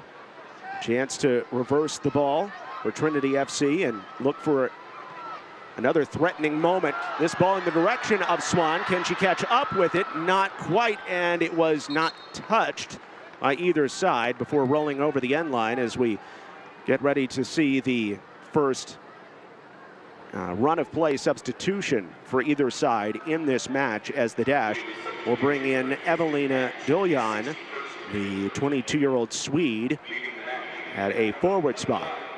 And Mackenzie Roby will leave after her Houston Dash debut. Gear up for year 2. Rep Dallas Trinity FC with the latest kits, scarves, and merch. Be one of the first to own part of the newly released Trinity Flair collection. On sale now. I love this collection. Visit shop.DallasTrinityFC.com today and show your colors all season long. Love the colors, by the way. Representing kind of a sunset over the Trinity River. Ryan with a chance for Houston in the orange kits tonight. Good play by outside back Hannah Davidson, the former Northwestern player, getting to it first. Davidson's made a lot of nice plays tonight. She's a little bit like Swan. She's one of those players who sort of seems to see the plays as they're unfolding and therefore sort of takes a step quicker and gets in the right place at the right time. It's almost like the ball finds her sometimes as much as she gets there, but it's obviously a result of seeing things as they unfold. Davison with some experience with the Chicago Red Stars. That's where Chris Petroselli was after his time at SMU. And of course, Davison playing at a Chicagoland area school in Northwestern as well. Little turn, ball still alive and cranked wide by Ryan as it was distributed by the player just in to the match, Duljan, and the first shot by Ryan winged wide of the goal. And that's how you end up becoming a leading goal scorer, when you can pull the trigger 25 yards plus and it looks easy and there's no hesitation whatsoever. With a little more traffic in front of the goal, she might have been able to get McCamey screened a little bit. Good ball here by Swan. A reversal back across the field as long as Kelly was onside. Kelly, Danielson in front. Kelly dancing into her right foot, slides it in! It's the opener! Caroline Kelly has been training top-notch, and now she's on the board for Trinity FC. Nathan Thackeray told us that she has been incredibly impressive in training, and she has demanded and deserved this opportunity, and she has rewarded her coach for his faith in her. Little bit of a head fake there, and then drills one. That's one that Jane Campbell would love to have back. She's made several saves tonight where she has laid all the way out across the goal and tipped it wide, and that one just snuck underneath her on her way to the ground. Those are the kind that are so frustrating to goalkeepers. Beautiful shot by Kelly to get Trinity FC on the board. You know, for Campbell's part, she might have been expecting it to be elevated or back against the grain. Instead, Kelly brings it in low, and maybe that's not something Campbell's looking for. She just got crossed up on the play. I think you're right, because Campbell looked like she hesitated for just half a second before she started to drop to the ground. Kelly opens her account here in this friendly and receives a big hug from Heather Stainbrook as Stainbrook comes on for Kelly. And wow, what a moment for Caroline Kelly. She was one of the many players for Trinity FC who had chances in the first half but were turned away. Not this time, though. By the way, Sierra Hinson with an incredible serve across the field for the assist. Right, and we've talked about that through the first, 55, 60 minutes of this game. Trinity FC has made a living with these long crossing serves, zigzagging back and forth. And it's not just the power and the distance, but the accuracy. They are able to connect on these passes over the top of the entire defense. And that time it paid off. Coach Thackeray said that Kelly's first couple weeks of training, his words were, probably weren't great. But he knew what he had in her. He stuck with her. He worked with her. He and his staff worked with her. And she rewards the coaching staff for their faith in her. with a beautiful goal for Dallas Trinity FC. Because there are probably a couple players on the roster ahead of her right now, and she hasn't even been able to be on the game day roster at times because he's got to carry a backup defensive mid or, you know, a center back or something like that. Good defensive play again by Trinity FC as there's a buzz in this Cotton Bowl crowd. But, you know, Kelly, even knowing she's buried on the depth chart a little bit, really started to give it more and more in training, and that's why she got the start today. And you make a good point about, you know, not being on the roster because maybe they needed a holding mid or defensive mid or something like that. Part of the conversations that every coach has to have with his or her team centers around roster construction, right? You could have 7 players who are scoring goals all over the place in training, but you can't carry 7 players at one position. You've got to fill out a balanced roster for every game. So even when you play well in training, that doesn't always result in the opportunity. And for someone like Kelly, we talked about it earlier with the Houston Dash, how some of these replacement players are going to try to demand their coaches consider them for larger roles. Kelly's doing that too. No doubt she is. And she proved that she could play really well as a wide player in this one, not just as a true number 9, flanking boss for until her goal came along. And just an outstanding game all the way around for Kelly. Danielson's had a good one as well. She cuts it back, finds Swan, and a chance to go out wide to Obogugu. But Obogugu may have just been about a hip offside at the top of your screen.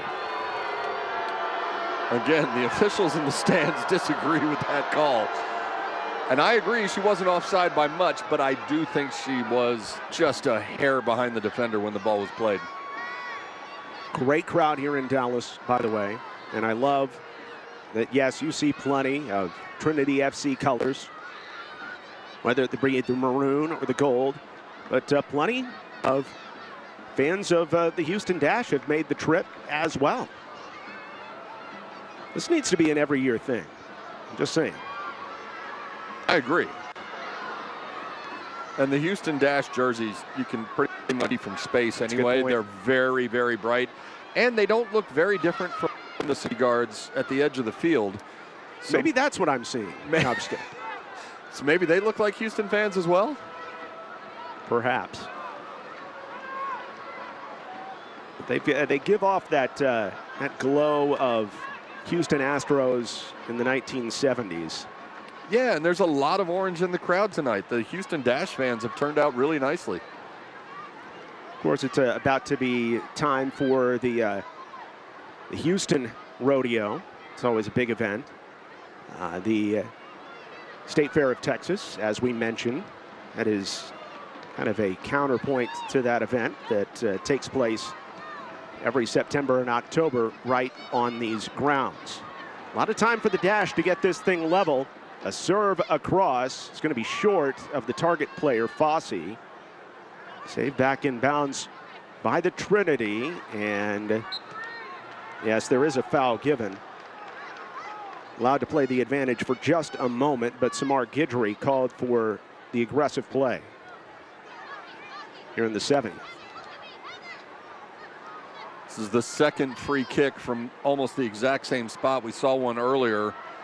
And it's close enough that with a player like Yasmin Ryan, she has a lot of options available here. Ryan lines it, but right at Sam Estrada, who takes it in on one hop. Kind of looking back post and trying to get it through to Messiah Bright, but probably a serve that Ryan would want back there. Yeah, it looked like she was trying to find a teammate coming in toward the back post, and no one did. So it ended up looking like a nice, easy, bounce and catch for Estrada. Well, Trinity fans, don't miss our next home match as DTFC is back at the Cotton Bowl coming up on Wednesday, March 18th for a huge night of soccer. Dallas Trinity FC takes on Lexington SC in a top 4 showdown in the Gainbridge Super League standings. Lexington comes in with just 1 loss on the season. So this one has major playoff implications, all the intensity you'd expect from two of the league's best. And it's not just a big match, it's also pups at the pitch. So bring your furry friends and enjoy a special night where soccer and dogs collide. It's what you've always wanted for an unforgettable atmosphere at the Bowl. Make plans to be here. Grab your tickets by scanning the QR code or visiting DallasTrinityFC.com/tickets. DallasTrinityFC.com/tickets. A takeaway by Douillan. Douillan trying to go forward and sends it in the direction of Messiah Bright. Steered away by Samar Guidry, who eliminates the threat. Guidry in there at his center back spot for the starter Wisner, and doing a nice job as the last line of defense in front of the new keeper Estrada. She's made her presence known pretty quickly. She's had a couple of really hard fouls, but she's also had plays like that where she's able to clear it out of danger and allow her team to regroup. Got substitutions for Dallas. 72nd minute, leaving the match.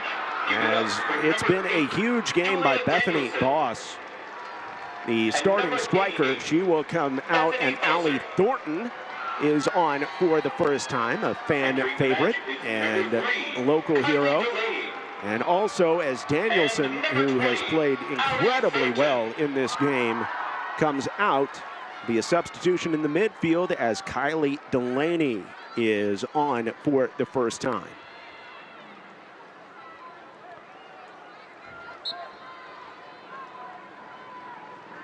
Delaney goes into a wide spot on the field here, and maybe a little bit more of a defensive look to this match as we go into the 73rd minute, Steve. The lone goal put up by Caroline Kelly of Trinity FC off the assist by Sierra Hinson. Yeah, it may be a defensive substitution, but I don't think you're going to see a real defensive stance yet. You know, we're 17 plus minutes still to go, and that's way too long to just go into any kind of stall ball. No doubt, as Westfall's cut off on this right side and ends up in a very prone position after taking the business end of Sierra Hinson's slide tackle. Yeah, that's a little scary. I mean, clean play. Hinson got the ball first, but you saw Westfall just slam down. Hopefully she got the brunt of that on her chest or shoulder. Bright able to stay upright, turning on it and banging it off of the center back, Lauren Flynn. And Houston has a Cornerstone Capital Bank corner kick.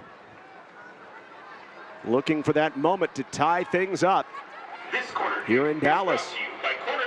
Different approach on this one by the Dash as they stuck about 8 players at the top of the box, and now 6 of them go crashing into the goal right around Estrada. Fortunately for Trinity FC, Estrada is 6 feet tall and can see over some of these, but it is a very crowded mouth of the goal right now.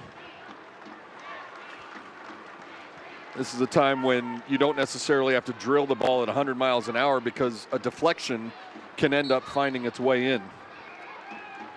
So Ryan gets another chance from the corner, pops it in, and Estrada tried to punch it over the goal, didn't get enough of it, and it comes right back down into her grasp. It looked like as she was running over toward the ball, she may have been bumped a little bit. Not enough to knock her down, but just enough to eliminate some of her lift. Yeah, you see a little bit of contact there, so she was able to get her hands on it. Again, lucky for her, she's 6 feet tall with long arms, but she read that in a way that she thought she was going to go up in the air and just pick it clean out of the sky. Wasn't quite able to do that. Fortunately for her, it came down within arm's reach, and she was able to swallow it up without a rebound. Oh my goodness, Swan with a takeaway and a chance for Dallas. Swan out to Abogagu, the one touch inside, and it is touched back over the end line and out of harm's way for a corner kick by Paige Nielsen, but Caroline Swan playing beyond her years, dispossessing Evelina Douillan. Yeah, I think anyone watching this game who hadn't been listening to us all night, if you ask them, look out here and find the 16-year-old, would not be looking at number 52. she belongs in this game in every way. Obogugu to take the Cornerstone Capital Bank corner kick on the way to the near post and shouldered back out. Last touched by a Dash player, so another Cornerstone Capital Bank corner kick. Obogugu, the left-footed player, will stay on it. A lot of players on the top of the 6-yard box. Obogugu. It's punched out but not cleared. Chip back in and found. Not much on that one, and Jane Campbell able to reach it rather cleanly, and then with a nice distribution out the backside to Evelina Douillan, who gets cut off, and she has it taken away from her cleanly as well. Part of what made that play by Campbell impressive was she had the presence of mind to realize that the collision was going to knock her out of bounds. So she took a few steps out of bounds, but held the ball over the line inbounds. This isn't like football where if you step on the line, you're out. It's where the ball is. Very heads-up play by Campbell. She's been at this, I don't know, a few years. Yeah, she kind of knows what she's doing, huh? She does. Has some senior national team experience. Campbell, of course, starring for Stanford over the years. In 2025, 18 appearances. As we get a look at that opportunity, and it came from Davison. Great look by our Victory Plus camera crew as she's able to hold it over the line and make sure that she was able to stay in play.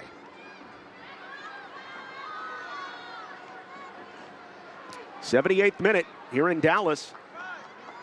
Player goes down for the dash, and play not stopped. They're trying to let Maggie Graham stumble to her feet. It's Allie Thornton, who is a very stout player in at that striker spot, made contact. Obogugu stops the advance, at least for now. And now the Dash try to recycle with a good pass. Top of your screen to Westfall. Racing after it, though, Hinson, who's had a nice game at the left fullback spot for Dallas.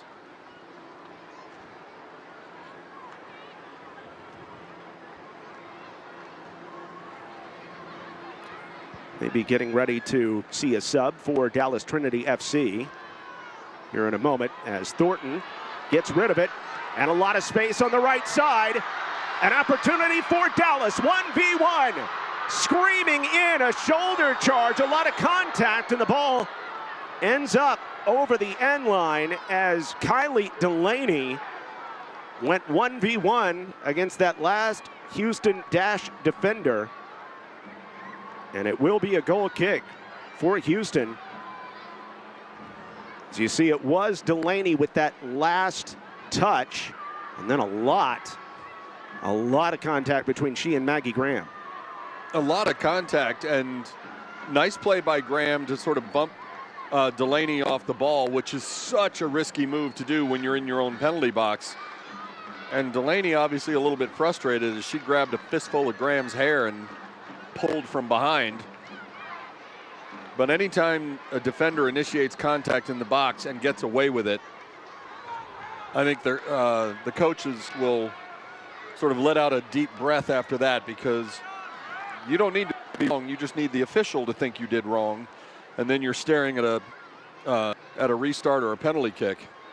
It's a foul back behind the play. 10 minutes plus pitch time left for Houston to try to get the equalizer here in this first ever up between the NWSL's Houston Dash and Dallas Trinity FC, a second year in the Gainbridge Super League. And here in the 80th minute, Dallas has been holding on to this advantage thanks to the goal from Caroline Kelly for the past 15 minutes or so. And another foul. The attacking third for Houston. Wide service opportunity for Yasmin Ryan. Try to get the equalizer for the Dash. Ryan lines it in, header, and it's clean, but what? A good chance for Messiah Bright, who whips the head at it from about 10 yards out. Yeah, Bright made a beautiful run and was running shoulder to shoulder with a defender, got one step inside, and was able to, as you said, snap a shot with the outside of her head, and it sailed a little bit high and wide as Swan gets a well-deserved ovation. What a match for the 16-year-old. And another player that has Texas ties comes in for Trinity FC, as that is Lauren Lapamarda. She's from Prosper, just about 30 minutes north of here, and also starred at Texas.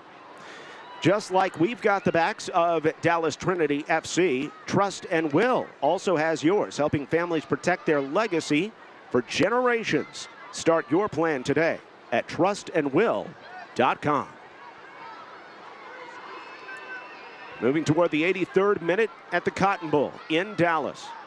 Trinity FC looking for a win over an NWSL squad in this friendly. This one in the direction of Lapamarda. Big contact. Two players coming together in the collision. Paige Nielsen and Lapamarda. And last touched by Trinity FC.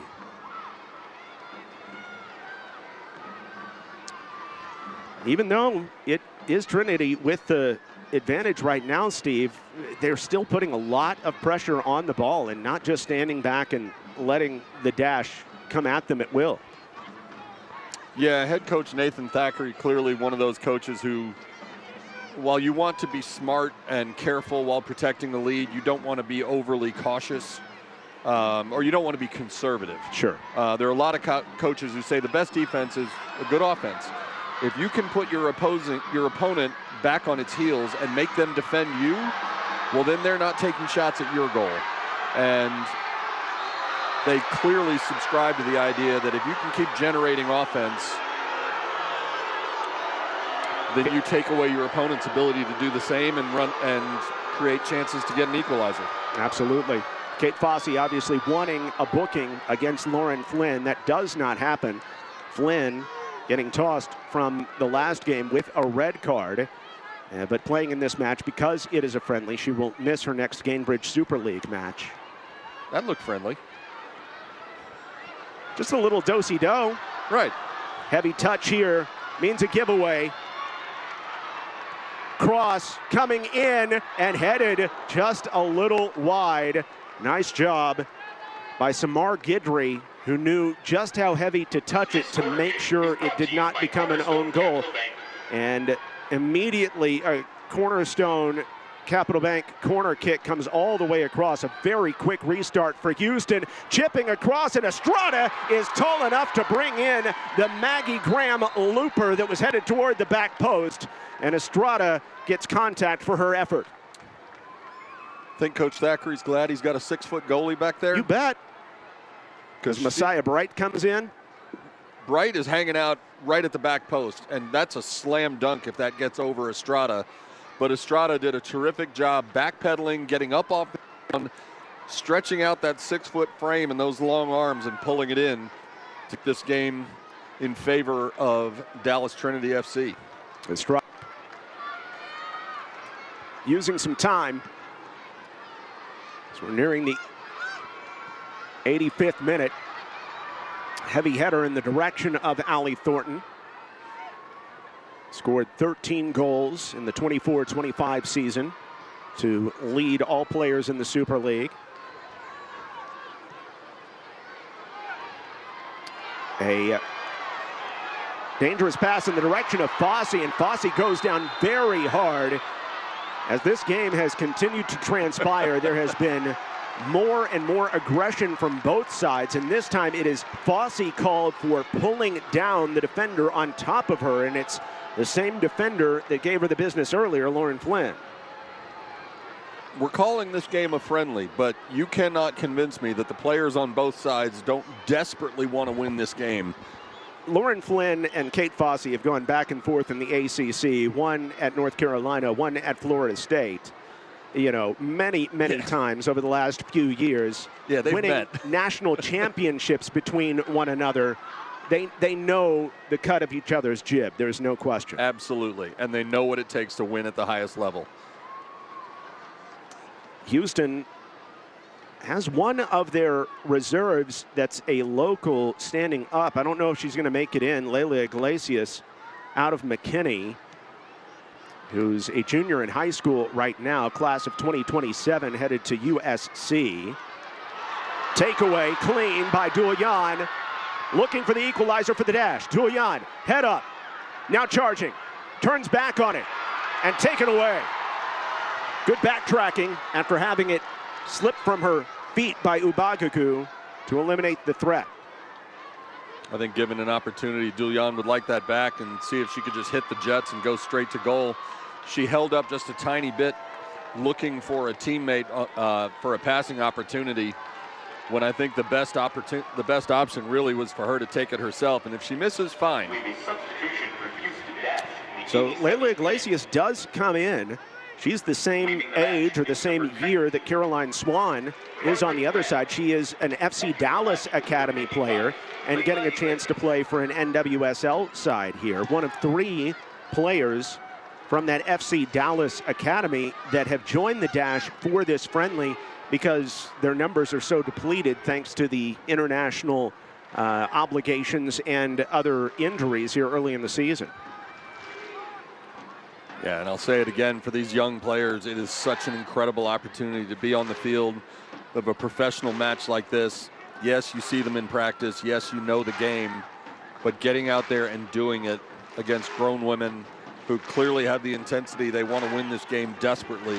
This is an amazing opportunity for players like Iglesias and Swan. And a great move by Yasmin Ryan, who has gone the whole 90.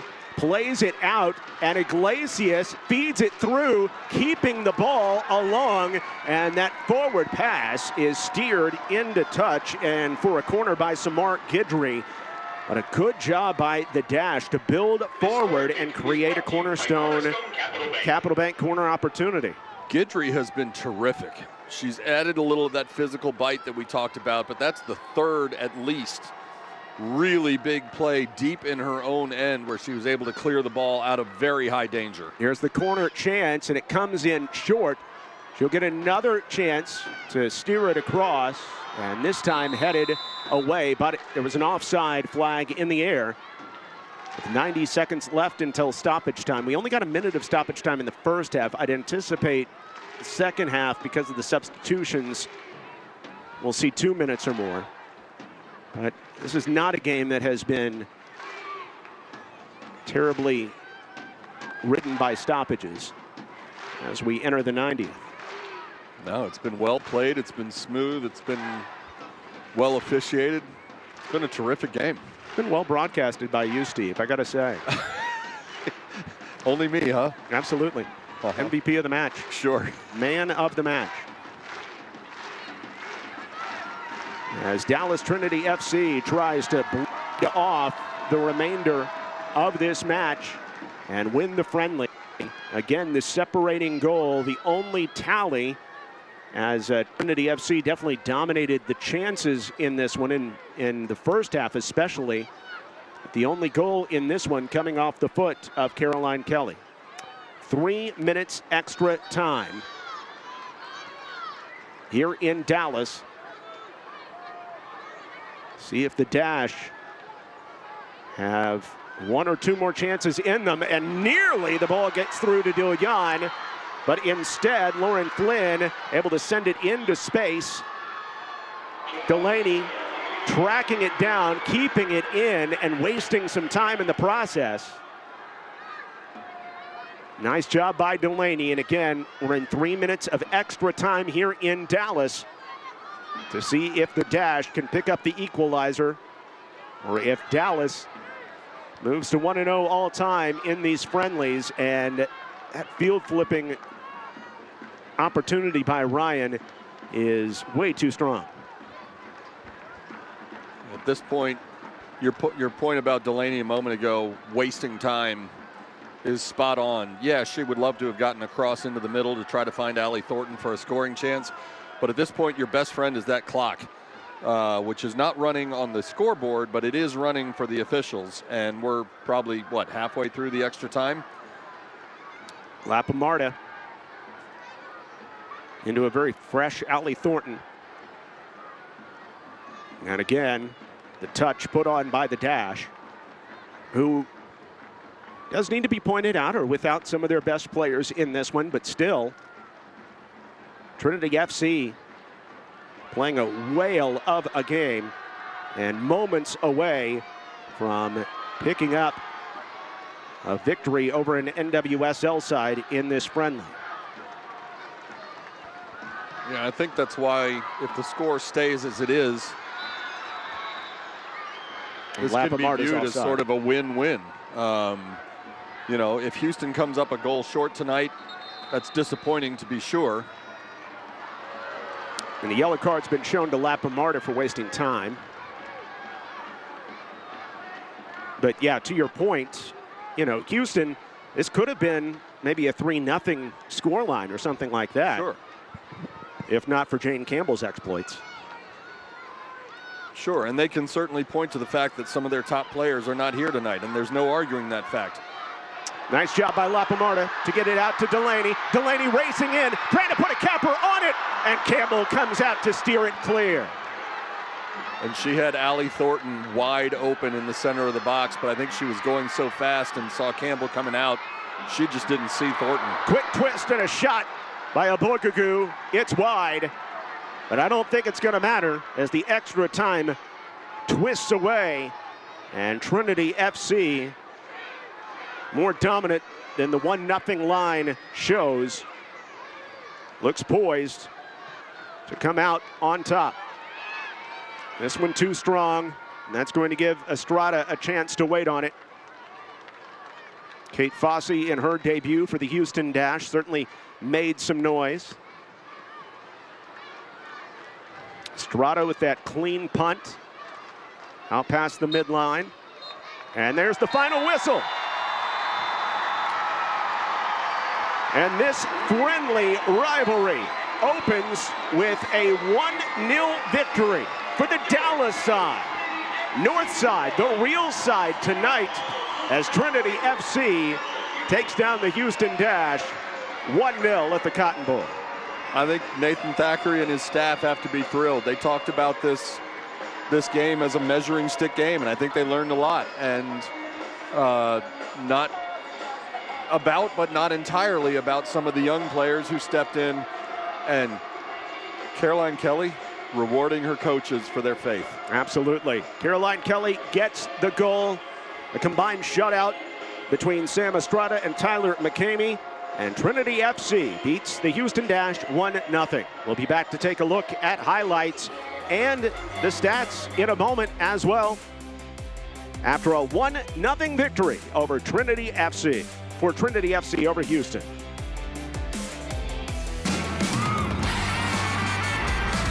Dallas Trinity FC is built for this city. Catch every match free over the air on KFAA 29 and streamed live on WFAA+. All the energy in action. Come see us at the Cotton Bowl or watch us play on KFAA 29 and WFAA+. Join us every match, every moment. We'll see you on the pitch. Sport is for everyone, but too often the moment slips away. Here Sport brings live, audio-described, multilingual commentary straight to your phone. So every play, every call, and every cheer is there for everyone. Trusted by clubs and fans, simple, instant, and accessible. Here Sport, live sport.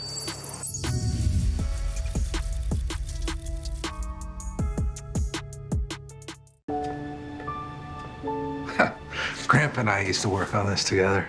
I've never seen a man love something so much. And when I'm gone, God want you to have it. Seriously? Doesn't count. What you need is a will. Luckily, Trust and Will makes it easy. For as low as $199, you can quickly create a state-specific, legally valid document that actually counts. 10 and 2, boss. Start your will at trustandwill.com and make it count.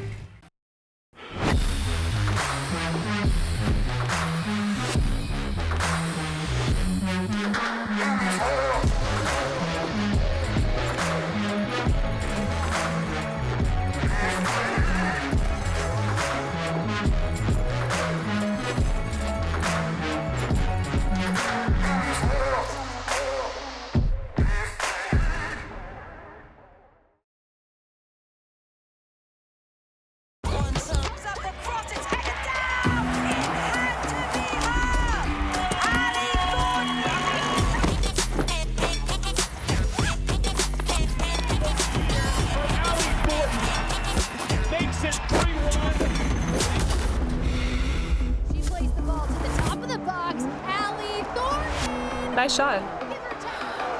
Let's play.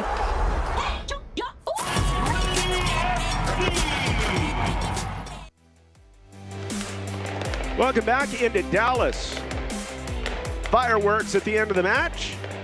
John Little back alongside Steve Lansdale after a 1-0 win for Trinity FC over the Houston Dash. Our final full-time statistics, what stand out? To me, shots on target, 7-1. That certainly is probably the most defining statistic. Yes, Houston had the ball for more, had higher possession, more passes, but Dallas did more with it. It did. Got the corner opportunities tonight, and even the offside opportunities show that Dallas was in a more threatening spot all evening and certainly had the better chances and the more quality opportunities against Houston tonight. And Dallas Trinity FC in this friendly matchup take down the NWSL's Houston Dash in the first ever matchup between the two sides by a final of 1-0. So for Steve Lansdale and all of our crew, this is John Little saying so long again from Dallas. Where the final score is Dallas Trinity FC 1, the Houston Dash 0. You can watch a full replay of this game whenever you like to on the Victory Plus app. Always free, you never need a subscription. Again, Victory Plus, your home for great sporting events like this. You've been watching the I-45 Texas Showdown at the Cotton Bowl. Final score, Dallas Trinity FC 1, the Houston Dash 0. Good night from Big D.